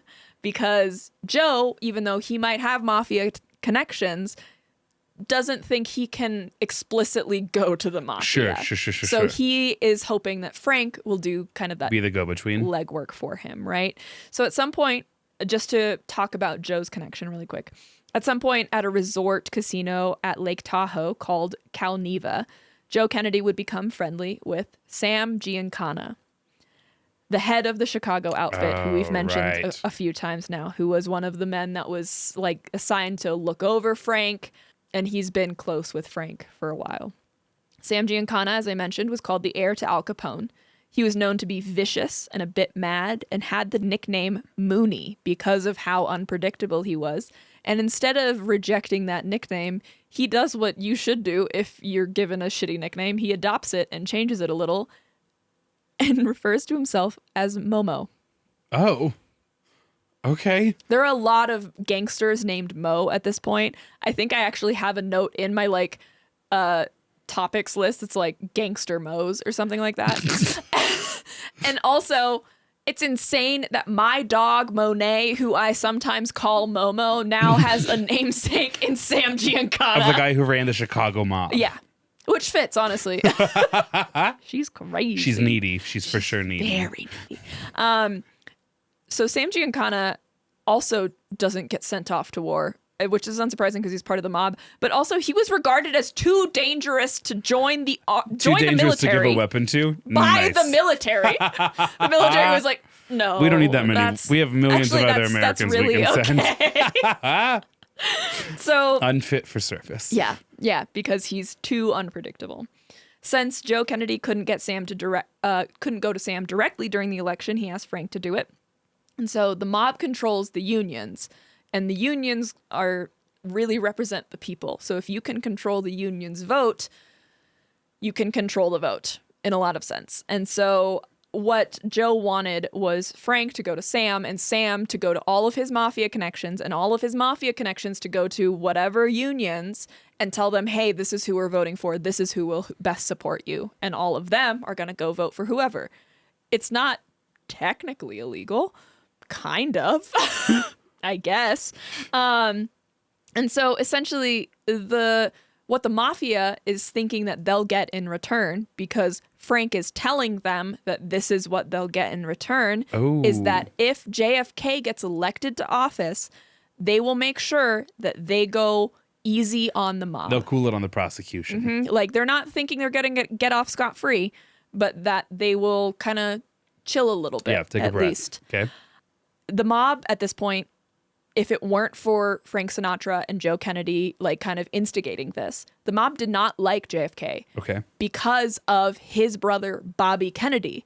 Bobby Kennedy at this point was counsel to the Senate Racket Committee. He was a staunch anti-mob crusader in the 1950s when organized crime was starting up. Right. And so Bobby is really hard on the mob. And so they would not have gone for JFK otherwise. Right. And Bobby was already targeting Sam Giancana. So the mob is hoping that this new admin will go easy on mobsters once JFK is elected. Frank goes so far as to, like, sing at JFK's campaign rallies. He even, like, kind of rewrites the lyrics to one of his famous songs as, like, a campaign song for Kennedy. The song called High Hopes, and then the one for Kennedy was re-released as, like, High Hopes with Jack Kennedy or something like that. Oof. Basically, the song, I'll read the lyrics. It's like the original song is like a kid's song, and so, like, there's kids singing with Frank Sinatra, but he rewrites it to say, because he's got high hopes, 1960s, the year for his high hopes. Come on and vote for Kennedy, and we'll come out on top. Oops, there goes the opposition. Oops, there goes the opposition. Oops, there goes the opposition. Kerplop. Kennedy. Jack's the nation's favorite guy. Everybody wants to back Jack. Jack is on the right track. Honestly, super catchy song. Yeah, I mean, I was like, I get the rhyming verse. Yeah, I get it. I get it.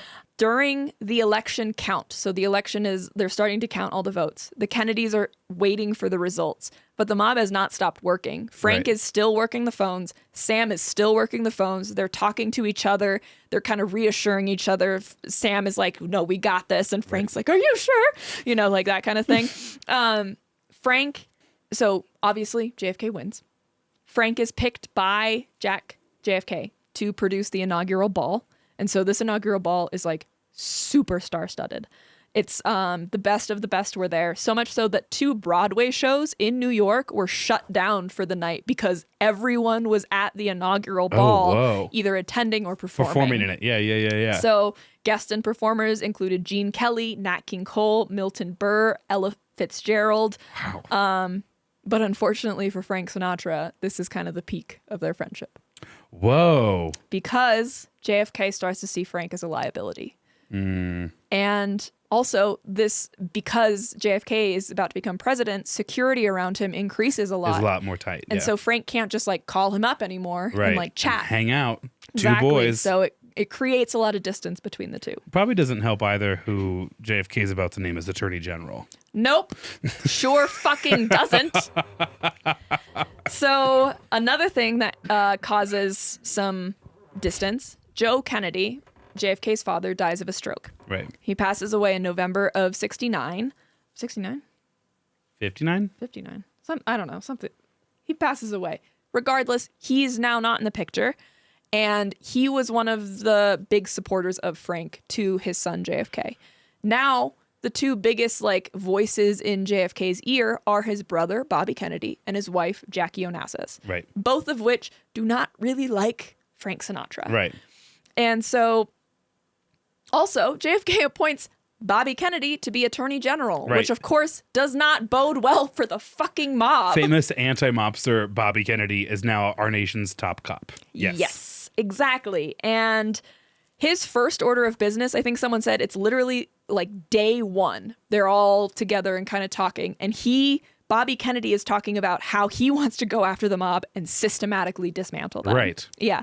And so even Kennedy's aides ask Bobby, like, hey, maybe you should, like, not cool it a little. You shouldn't start off like this. Right. And but Bobby's, like, absolutely hell-bent on this. And so known mafiosi are leaving the U.S. and starting to go back to other countries and back to Sicily because they recognize that it's not about to be a good time for the mob in the U.S. Frank thinks that the mob loves him. not realizing that the mob does not really return that sentiment. Loves him as in loves Jack, or loves him as in loves Frank. Okay. He doesn't necessarily put together that the mob sees him as a commodity. He thinks he's like One of them, even though he's not technically one of them.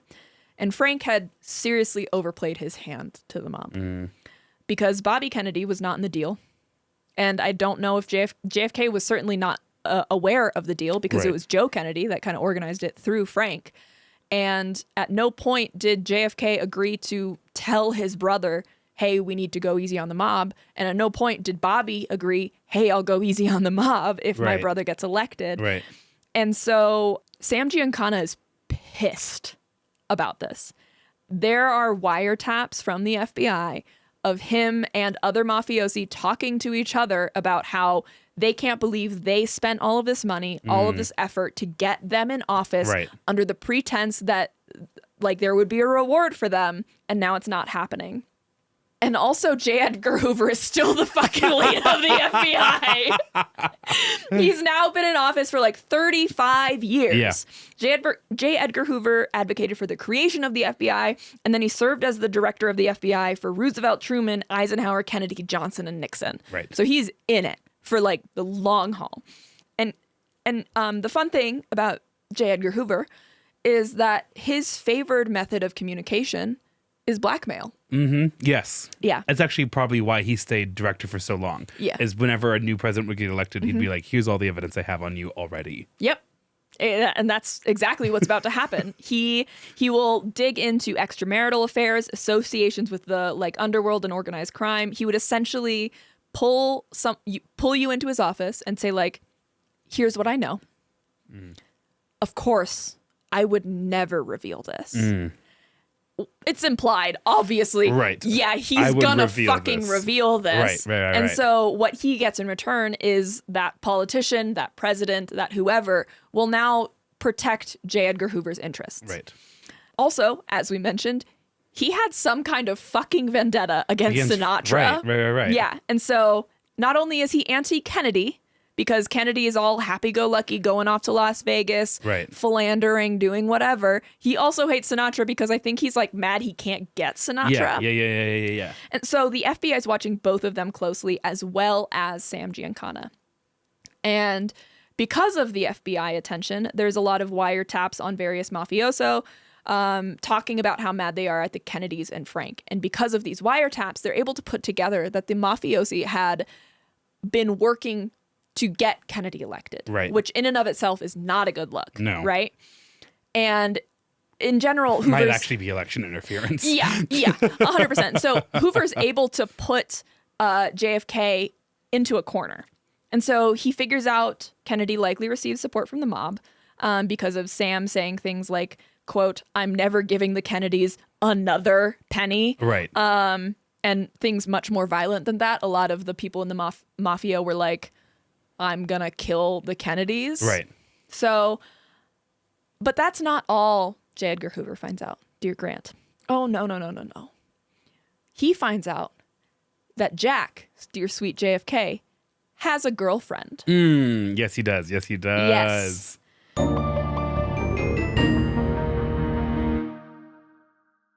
So, go back a little bit. While the Rat Pack is filming Ocean's 11, in Vegas, they do a performance at the Sands Hotel while JFK's in town. He's currently a senator at the time. Frank introduces JFK to Frank's ex-girlfriend, Judith Exner Campbell, the one I told you to remember from earlier, Right. and Jack smitten. Another use of the word smitten by these historians. Because Jack's married and has 2 kids at this point. Okay. And he's smitten. She's assertive. She's not a doormat. She's like in the mafia, basically. Right. She's not about to let anybody walk all over her. And for whatever reason, JFK finds this an incredibly attractive quality in her. And they continue to have a thing well into when JFK takes office in 1961. But at the same time, Judy's not only having one affair. No. She's also sleeping and maybe even publicly dating Sam Giancana, the head of the mafia Chicago in Chicago. outfit. Wait, Sam really had an interesting life. And she's also Frank's ex-girlfriend. So, like, what the fuck is this I would love to hear Pentagon? her tell a story like at a diner yeah. at like 2 a.m. You know, like, it'd be a great storyteller. Yes. Also, look at this goddamn woman. Yeah, she's stunning. She deserves the world. I fully understand. Also, Exner Campbell, what a last name. I know. I think she's Exner's a gorgeous. maiden name, but yeah, she's stunning. So when Kennedy takes office and continues to see Judy, both Edgar Hoover and Sam Giancana have now put together that they have an insane amount of power over Kennedy. JFK. And then, because it's not over, the FBI uncovers a plot by the CIA to assassinate Fidel Castro using the mafia, specifically Sam Giancana. So the CIA. Is this episode about Sam Giancana? Is that really what this episode's about? No, it's not. It's a lot about Frank Sinatra, but like this whole fucking plot that Frank is like in, but he's just like, I'm here. Yeah. I just want to be friends with Honestly, everyone. like a pawn in all of this. Yes, 100%. So the CIA is using the mob to try and assassinate Fidel Castro. The FBI finds out about that. And also, Fidel Castro, he's on my list for potential future topics, mostly because I found out he has survived the most assassination attempts out of anyone in history at over 600 attempts, and he wouldn't end up dying of natural causes in a hospital in Cuba until 2016. Yeah. Who the fuck is this man? And then his brother took over. So crazy. So crazy. Judy, because of this plot with the CIA, Judy is now able to claim that she's only ever transferring messages back and forth between JFK and Sam Giancana. Okay. However, no one really knows that at this point. And I don't think that's true, because then J. Edgar Hoover is able to use the information about Judy to the Kennedys in hopes that Kennedy will break ties with Sinatra. So all of this is J. Edgar Hoover's attempt to break up a best friendship he's not a part of. Yes. Like, what the fuck? Oh, what about that when it comes to your best friend? Did that change how you feel about him? Maybe we should hang out more? I don't know. You know what I would never do? I would never be a plot by the CIA to assassinate Fidel Castro behind Which your would back. cause a huge global crisis. By the way. Like, what? So the president, JFK, is going to Palm Springs for a visit. And it's set that I think his brother-in-law, Peter Lawford, is the one that's organizing his lodging and stuff. And so he organizes, with JFK's approval, that he will stay with Sinatra at Sinatra's like kind of compound in Palm Springs. And Sinatra is just like so fucking excited about this. Little Frankie. He installs a helicopter pad for the presidential helicopter. He like adds all of these insane phone lines so that JFK can constantly stay connected to like the military and everything. He pulls out all of the stops. Like he's putting out the fancy soaps, you know, like he's putting out the good cheese. And he even actually puts up the same flag outside of his compound that flies at Hyannis Port at the Kennedy compound in, I think it's Connecticut. Massachusetts. So he's whatever. He's literally nesting right now. Like his best friend's coming home and he's going to make it the best And they're going to have a experience. sleepover. They're going to have a sleepover. They're going to watch all the best movies and they're going to catch up. They're going to go out drinking, you know? And so at the same time, so this visit is very public. The public knows that JFK is going to go stay with Frank Sinatra. Right. But at this time, J. Edgar Hoover, he doesn't go to JFK. J. Edgar Hoover goes to Bobby. Okay. And J. Edgar Hoover says, look at these people that I have now red stringed together are connected to your brother. Right. Look how close they all are, or directly are, the mob. Right. And Bobby goes, shit. Right. This is going to ruin my brother's career. And so Bobby basically says to JFK, you can still go to Palm Springs. You cannot stay with Frank Sinatra. Right. And so now suddenly this very publicized visit to Frank Sinatra canceled for no real clear reason. Okay. And no one wants to tell Frank why it's happened. No one wants to tell Frank why him and JFK are about to break up, is the note that I actually wrote. JFK, instead, it's arranged that he stays with Bing Crosby in Palm Springs, who's a Republican. So JFK, I think, desperately wants to keep Frank around. He wants to let him know that, hey, this isn't personal by any means. And so JFK and Bobby Kennedy send their brother-in-law, Peter Lawford, who is part of the Rat Pack, to convey this message to Frank Sinatra that, like, hey, it's not personal. It's all political. Like, this isn't me saying I hate you or anything like that. And Peter doesn't really do a good job conveying that message. Okay. So Frank doesn't take it well. I don't know what was said. I do know that Frank and Peter were never friends again after this. Oh, shit. I think Frank was very insulted by the way it was handled, specifically by Peter, even after he later found out the truth of the whole situation. Even though Peter had to side with his family. Like, Peter is like part of the Kennedy family. I think he didn't like how that conversation went. Okay. He said later, quote, if he had dealt with me like a man. I think he didn't, Okay. You know. It's believed that Frank would have understood if it had been conveyed better. He felt like he was insulted by the way that it was handled by Peter. Okay. And so Frank is devastated because he doesn't understand the situation. From what Peter has told him, like, it's all over. Like, all of the aspirations Frank has had with his relationship with JFK, with his, like, best friend or whatever, right, is now just, like, all in the shitter. And so Frank believed in JFK. And he's now realizing, or he thinks that this sentiment is not reciprocated. The same thing with the mafia, right? He's like, I thought we were best friends, and now you don't even want to come over for a sleepover. You don't even want to stay over and watch Devil Wears Prada with and you're hanging out with J. Edgar, like, you ditched me for him. Bing Crosby? The inspiration for my career? When, like, the real friendship all along was always going to be Jack and Bobby. Like, the brothers were always going to be first and foremost. Yeah, exactly. So, quote, the humiliated Sinatra was left with such deep-seated resentment and insecurity that he became a Republican. Which is just so fucking funny to me.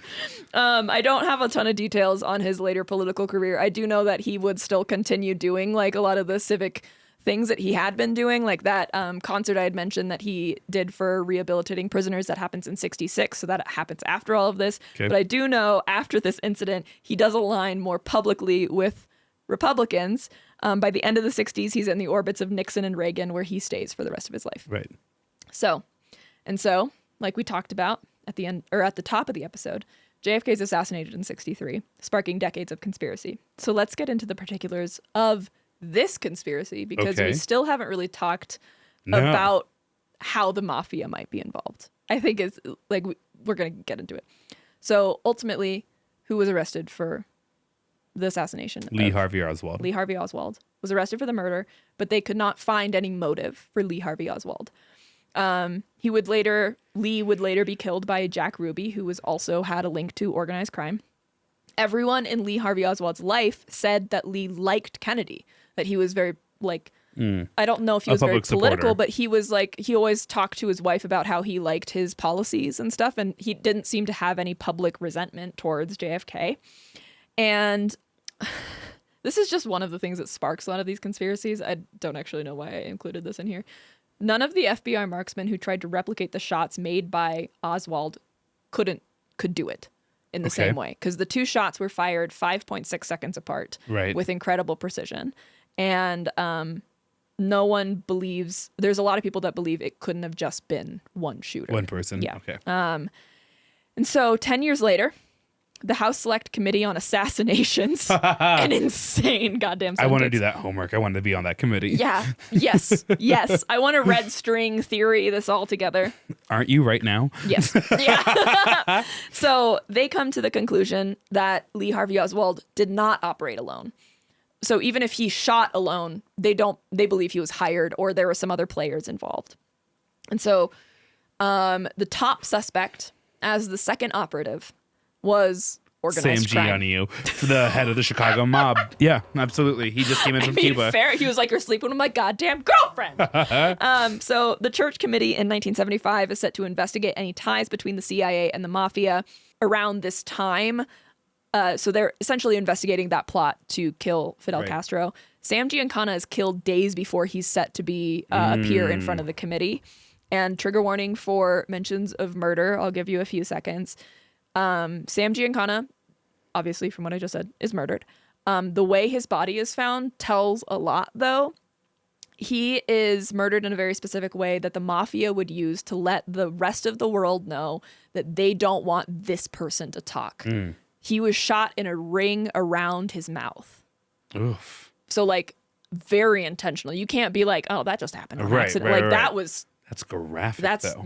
that's horrifying. Oh, my God. So there's also another potential gunman in JFK's assassination plot that was also, he was interviewed by the committee, but then he was also murdered a few days after that. Okay. And so it's thought that there was enough people in the mafia that recognized that if they got publicly connected to the murder of JFK, that like it would be even worse for them than it already was. Okay. But the motive that that organized crime has at this point, especially with Sam Giancana and the way that he is like already known to be kind of vicious and unhinged, is that they put in a ton of effort to get JFK elected. They bided their time. They let him have his Right. moment of like, I need to act like a politician, and he never reciprocated. And so now they're like pissed off that Right. his brother, Bobby Kennedy, is coming after them and coming down hard and Bill trying to is up. systematically disassemble them. Right. That now they're like, okay, fuck you. We're getting someone else, you know? And so that's the conspiracy that I now believe after several days of research. Good. It makes sense to me. I don't know. So Frank Sinatra accidentally got Jack Kennedy killed. By is introducing- what you are telling me. By introducing JFK to Judy Campbell. I'm not actually saying it's Frank Sinatra's fault. I just think Frank Sinatra's a really interesting character. Yeah, you'd be the first person to say it is Frank Sinatra's fault. No. I think Frank Sinatra's a really interesting like scope to look at this through. And I also didn't know Frank had such heavy ties to the mafia. Right. And when I saw that Frank was connected to the mafia, I thought, oh shit, he did some cool badass crimes. He was in some... No, he's just like a golden retriever Right. that just wants to be best friends with the mafia. They like to hear him sing, and he thinks he's one of them. He thinks he's one of them. He gets to hold the gun every now and then. Yeah, and then he wants to like hang out with the president, with this guy he just met, and the president's like, "Ugh." He just wants to be cool. He's Timothy really, Chalamet. really He just does. wants to be cool. He just wants to be I'm cool. a fan of Timothy Chalamet. Exactly. And I'm still kind of a fan of Frank, other than the fact that he probably wouldn't have liked me. You probably get along pretty well with me, though. Yeah. And both storytellers. Yeah.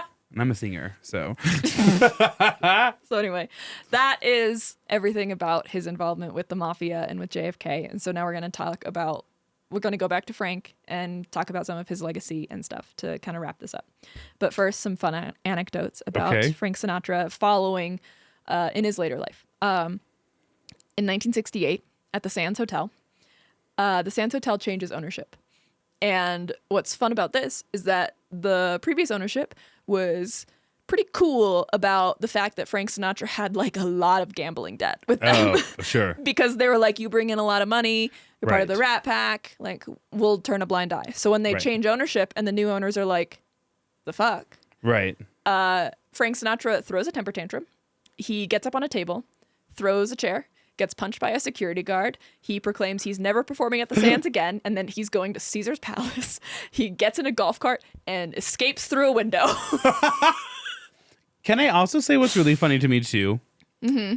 Frank had a gambling debt to a casino. Yeah. So you mean to tell me the casino took some of its money, gave it to Frank, who then gave it to the casino, and then they're like, where's our money? Give it back. Is that, am I to Yes. understand? Yeah. Yeah, I'd also be fine with Frank carrying would a casino gambling 100% debt. be okay if with he's that. losing it at my own table. Yeah. What it costs us a couple of drinks. He's on the floor. It's Frank Sinatra. Like, That's how much smart money business. how much money would he have to lose before you're like, actually, we're losing money on this man? Because Right. it would have to be millions. It has to be like we are losing interest when you hold the money before you give it back to us. Yeah, Because literally. it's not like he's taking his chips and then going to like a literally different casino. I mean, no. maybe he is, but I don't think so. I'm like you're literally taking out a loan from the casino. Yeah. Who is then immediately like spending it back at the casino. Fascinating. No, Fascinating. I love that. Maybe I'm not a good businessman, right? I work in the public sector, fully aware of that. But he lost all of their money to them, and they were like, "You owe us so much money." I love that he got in a golf cart And escaped. I think he like crashed through a window. So did he go to Caesars? Yes, he went to Caesar's Palace and started performing there? and started performing there. And then he racks up a gambling debt at Caesar's Palace. Again, took some of Caesar's money, put his name on it, give it back to him. And then someone pulls a gun on him at some point at Caesar's Palace, like demanding the debt be paid. And so he's like, that's it, I'm retiring. I can't keep doing this. There's no other good casinos on the strip right now. Yeah, and so he retires for like 3 or 4 years, and then he eventually comes back. He goes on a world tour. At some point in Australia, he makes some, I think, misogynistic comments towards the paparazzi, specifically towards the female paparazzi that people don't like. And the story is that his plane then gets grounded. All of his shows in Australia get canceled. His plane is grounded. And what I think I found out from at least one source is that it wasn't even that like the Australian government was like, no, stay. It was that the Australian government was like, you need to apologize. Frank was like, no. And then the people that are like operating the like airplane or like the airport Right. were like, that plane's not leaving We're until not clearing this man it. apologizes. Oh, you fucking cunt. That's so funny. Yeah. Another just fun fact in general, in 1980, he performed in Brazil for the largest crowd ever recorded for a solo performer. How big was the crowd? 175,000 people. Even today, that performance is still ranked 6th Whoa. in the world for like the largest performance ever for a That's massive. yeah. Isn't that insane? A little bit sad. We're going to talk about his mom dying for a second very quickly. In 1977, Whoa. I know. Dolly lived a long time. A long time. I was like, well, we haven't talked about Dolly's death yet. Maybe it Right. just was like unimportant. No, she dies in 1977. She's on a plane to Las Vegas to see Frank perform at the Sand or at wherever. And sorry, I can't unhear this. Her plane crashed into a mountain ridge. What? Isn't that so off-putting? Yes. Especially for the late 70s. Like, why were you that close to a mountain ridge? Especially because after you get past the Rockies, like they do get smaller. Like, I don't. And I guess like everyone passed, so I assume it probably wasn't like traumatic for her at least. Like it was Right. probably a quick death. How but big was the plane? I have no idea. Okay. Yeah. But I think Frank She does. didn't even die of natural causes. She died in a freak accident. Yeah. Whoa. I don't know how old she was, but she had to have been old. Yeah. Right? In the release of the FBI files in 1998, we do find a lot more detail. We do find out a lot more details about Frank's movements and the FBI's interest in them. It actually turns out that just prior to JFK's death, J. Edgar Hoover's seems to like change his opinion a little bit on Frank Sinatra, and he seems more motivated to protect Frank Sinatra. Shouldn't have spied on him for 60 years. Well, I think what's actually happening is that LA or like California was like, hey, we want to wiretap Frank Sinatra. And J. Edgar Hoover was like, absolutely not. Don't do that.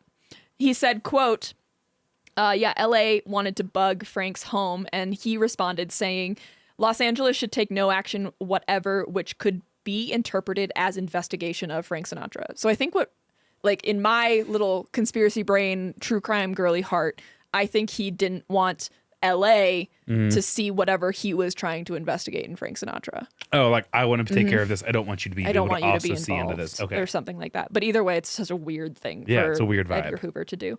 The FBI would continue keeping tabs on Frank into the 80s and show that they knew of his continued relationships with known mobsters like the Fischetti brothers, Willie Moretti, James Tarantino, Bugsby Siegel, and other members associated with the La Cosa Nostra, and quote, other members of the hoodlum element.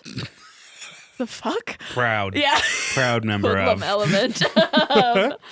Apparently in the 1950s, Frank tried to get a meeting with J. Edgar Hoover to offer his services as an informant of the mob. I would love to rat on these people. Let me help you. And he never, he sent Followed up? No, so Frank sends someone to J. Edgar Hoover's office. That someone never actually got to meet J. Edgar Hoover, only got to meet one of his aides. And his aides left a note that said, quote, "We want nothing to do with him." And then Hoover responds with a note, "I agree, --H." What? You were trying to get him for his mob ties. Right. And he's like, "Oh, do you want the mob ties?" And he was like, "Leave me alone. How dare you keep calling me right now?" What the fuck? But quickly, back to JFK and Frank. So obviously Frank and JFK are not talking anymore at the time of at the time that JFK is assassinated. Frank finds out JFK has been assassinated while he is on set filming Robin and the Seven Hoods. I think he Sorry. I know, it's just a ridiculous name. I think what happens is he goes out for a smoke break and sees on the TV someone reporting about JFK's death. And Frank, if it hasn't been clear already, has struggled with mental health his whole life. I think he's on a lot of antidepressants at this point.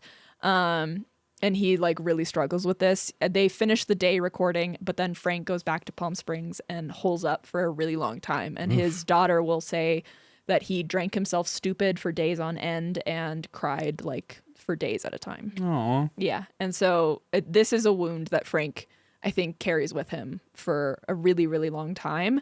And they had been friends up to basically a year, a little over a year before Kennedy's death. And so I think it's really hard for Yeah, because Frank. between the election and Kennedy's death is only 2.5, 3 years. Yeah, it's not long. And No. so that's got to be really tough. Here's a quote from a historian. Quote, "Sinatra all his life, who, after all, was a genius, and I'll say it flat out, he was a genius, but he could never really totally glory in his own genius because he saw himself as lesser than. And Jack Kennedy was class incarnate. And Sinatra was helplessly and hopelessly and pitifully drawn towards what he considered class his whole life because he didn't think he had any." So I just feel like it's really sad. Yeah. Yeah.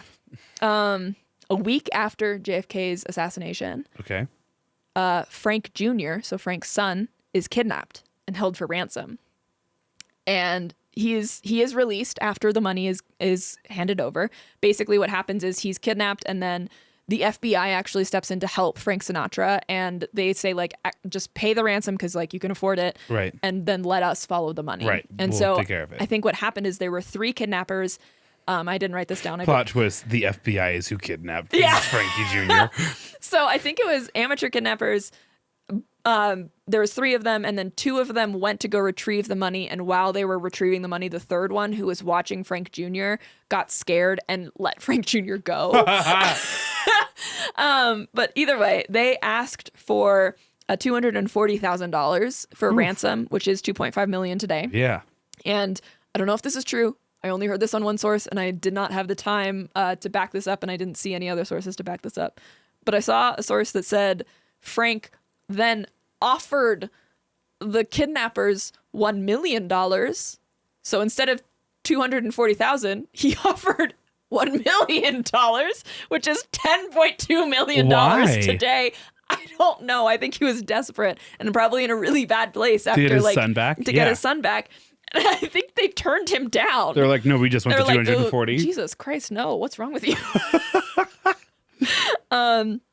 Either way, Frank Sinatra believed that the kidnapping of Frank Jr. was a message from the mafia to tell him to keep quiet about anything that he did know About Kennedy. or whatever that Yeah. he happened to know, because it doesn't seem like he ever actually fessed up to any of Do it. you believe that?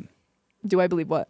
That Frankie was kidnapped by the I don't mob? know. Okay. I would need You've done way more reading on No. this than I have, so I I'm didn't curious. do as much digging on this particular piece of it as I would have liked. I found the FBI article pretty late in the game, Sure. But I would do more digging on this given the opportunity. There was one of the sources also said that the kidnappers were old schoolmates of Frank Jr. Sure. So I don't know. I think part of it is Frank Sinatra being paranoid, but So the FBI was a big player in helping solve the kidnapping.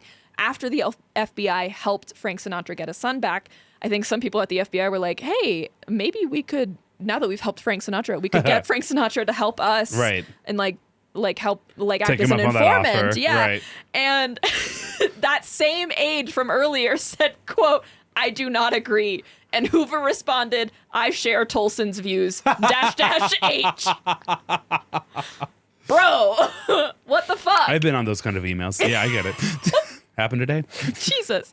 So either way, Frank did write a thank you letter to Edgar Hoover saying, quote, I would like to express my deep appreciation and thanks for the excellent work of the FBI in securing the safe return of my son, in solving the crime, and for the tremendous amount of work I know they did in assisting the Department of Justice in prosecuting the crime.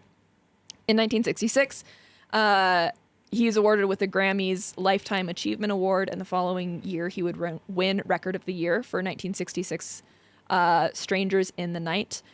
In 1966, his daughter, Nancy Jr., or just Nancy, would release These Boots Are Made for Walkin', the feminist album, or feminist anthem. And then the following year, Frank and his daughter, Nancy, would release Something Stupid, which would stay the number one song on the Billboard charts for 4 weeks. So he has so far Oscar and a Grammy. He has a lot more awards that I'm not even talking about. Yeah, there's a ton. Okay. I think he got nominated in the double digits, and I think he won maybe around 10 of them. Okay. Yeah, something like that. At least just Grammys. I don't know about anything else. So he would live the last few years of his life in pretty poor health with heart and breathing problems, high blood pressure, pneumonia, bladder cancer, and dementia. The dementia, they think, likely caused by his use of antidepressants throughout his life. On May 14th, 1998, at the age of 82, he suffered a severe heart attack and died with his wife at his side in a hospital in LA. At this time, I think his wife was trying to talk him, or trying to pep talk him, basically, I guess, to keep fighting. And his final words were, I'm losing. Aww. Yeah. The following night, the Empire State Building in New York City was lit blue in honor of Old Blue Eyes. The lights on the Las Vegas Strip were dimmed and the casinos stopped operating for a minute in honor of him. A whole 60 seconds. His legacy today lies a lot in his work to deconstruct the barrier between races. Yeah. Quote, the other detail that often gets neglected is that Sinatra crossed racial barriers as an artist. His music is a union of black and white music. People often give Elvis credit for breaking down the boundaries in his time, and that's true, but Sinatra did it first. We just don't hear about it because it wasn't acceptable in the 40s to acknowledge that swing was black music, invented by African Americans and played by African Americans and later adopted by whites. In the Tommy Dorsey Band, Sinatra was singing to arrangements by Cy Oliver, an African American. He was the first one to take that step. His funeral was held in Beverly Hills on May 20th, so a few days after he passed. He was buried with his favorite things. He was buried in a blue suit with cherry lifesavers, Tootsie Rolls, Jack Daniels whiskey, Camel cigarettes, a Zippo lighter, a dog biscuit, and a roll of dimes. That man lived. Yeah. The roll of dimes he always carried with him. I did see one source that said that roll of dimes is actually a later addition to some of the things that he kept with him, because when his son got kidnapped, they demanded that they only be communicated with through payphones. And so he wanted to make sure he always had some be able to call way to access a payphone. That's a trauma response, babes. Yep. Yeah, big time. Very sad. His tombstone reads, "The best is yet to come," which one source said was maybe the last song he sang in public when he was 79. And that's that. Whoa. He's pretty cool. Yeah. Kind of misogynistic, but pretty cool. I didn't know I wanted to know this much about Frank Sinatra. Yeah. You know? Right? I'm obsessed with all the mafia connections. His the connection to Love Kennedy's Pentagon and is that whole insane. thing is hilarious too. Yeah. But Frank's He's just super cool. interesting on his own right. And that's maybe a third of what's out there on Right. Frank Sinatra. Right. You could easily do a 3-parter on this man with the sheer volume of information that's out there. And that was documented about him. Mm-hmm. The documentary I watched on Sundance now that I'm thinking about it is called JFK, Sinatra, and the Mafia. Very telling title. But yeah. I'm thoroughly impressed by that. I want to listen to Frank Sinatra on the way home now. That's why I was singing New York when you came in. Oh, nice. I had it stuck in my head for a really long time. I don't know if I'd pick that up right away. You sang it with me, so. Oh, did I? Yeah. Oh, great. Amazing.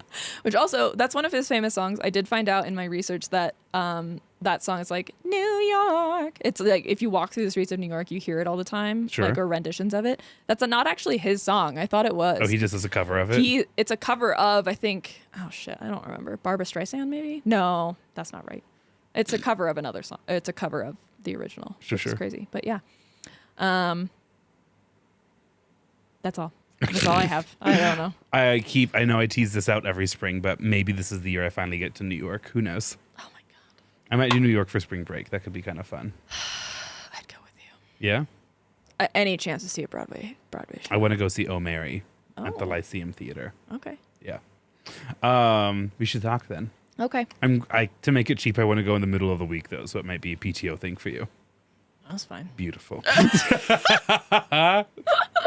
I took Monday off just for shiggles, so. Yeah, I am definitely get me to spring break, and then once I'm on the other side of spring break, I doubt I'm working a full week till summer. Fuck yeah. Good Like, for you. Sick days, PTO days, et cetera, et cetera. Yeah. Thank you. Well done. Thanks. Yeah. That was an unintentional 3-hour episode. Was it really? Yeah. I- It was 20 pages of notes. I thought I had it down. I know. I've been checking the time In and I your was fairness, like, fuck. I got here later than usual. That's true. So in your That's fairness true. too. Well, I feel a little bit better about being. I'm like, I'm a little tired. I think I just like trust you, and I got a chance to listen to like your story. I mean, I think so that's I just, true, Like, yes, it but, is. So I just kind of yeah. settled in. I'm like, oh, this is so nice. So we're gonna have to do Patreon later. That's fine. Okay. Yeah. We can double record next week. Well, I was thinking maybe if we yeah. do trivia, we could do this Patreon right before we go do trivia. Yeah, that's cool. And then we will do. I figured maybe a full. I have to look at the calendar. We'll figure it out. Monday or Wednesday. We can just for double mine. record Patreon whenever we do that. Okay. If you want. Cool. And that way we don't record Patreon when we do your episode either. Cool. Okay. Sweet. Something like that. Yeah. Amazing. Well, here's the speech. You can find us on social media where we are Well I Laughed Podcast across the board. If you enjoyed this episode and you would like to write in with a story about a triple threat or movie magic, you can write in with listener stories to wellilaughtedpod@gmail.com. If you are looking for additional content, you can find us on Patreon, where for $5 a month, you get an additional episode every week, which is Hell super yeah. exciting. And finally, if you're looking for a birthday gift, we've been doing these a lot for birthdays. Lots of birthday It's gifts. fun. I'm They're about it. different every time, and we don't save the script. Grant ends up doing more of them than I do, and I enjoy watching them because I think he always forgets that I can watch them. No, I didn't know you could watch them the first time, Okay, and then you this time- immediately gave me feedback on it, Yeah. and it was like, that was funny or whatever, and I was like, oh, good to know Boss is watching. That's good to I just know. thought it It's was good funny. to know. No, and I appreciated the compliment, and obviously, like, You have no shame. No. So I feel okay about it. But anyways, you can request a video from us through Cameo if Yeah. you have a friend's birthday coming up or anniversary. I don't know. That one will probably be yours because I don't believe in love. I let them But- ask. I let them tell us now. Also, probably by the time this releases, our new website will be live, and there's a new little Google form on the link in there that you can suggest topics, and I have it coded so that you can suggest topics to just me or just Grant fun. or both of us. That's really helpful. yeah, and Instead so- of one of us opening up an email being like, Being oh like- shit, I wasn't supposed to read Yeah. that like a kid before Christmas. Yeah. This is for Maya and Maya only. Yeah. I kept wanting to open that message that was like, this one's for Grant. And then in the parentheses, it said something to me. And I was like, I want to know what those parentheses What's say, but I don't want to saying? open the message. Yeah. Okay. Well, All right. kid, love you. Bye. Until next time, friends. Bye.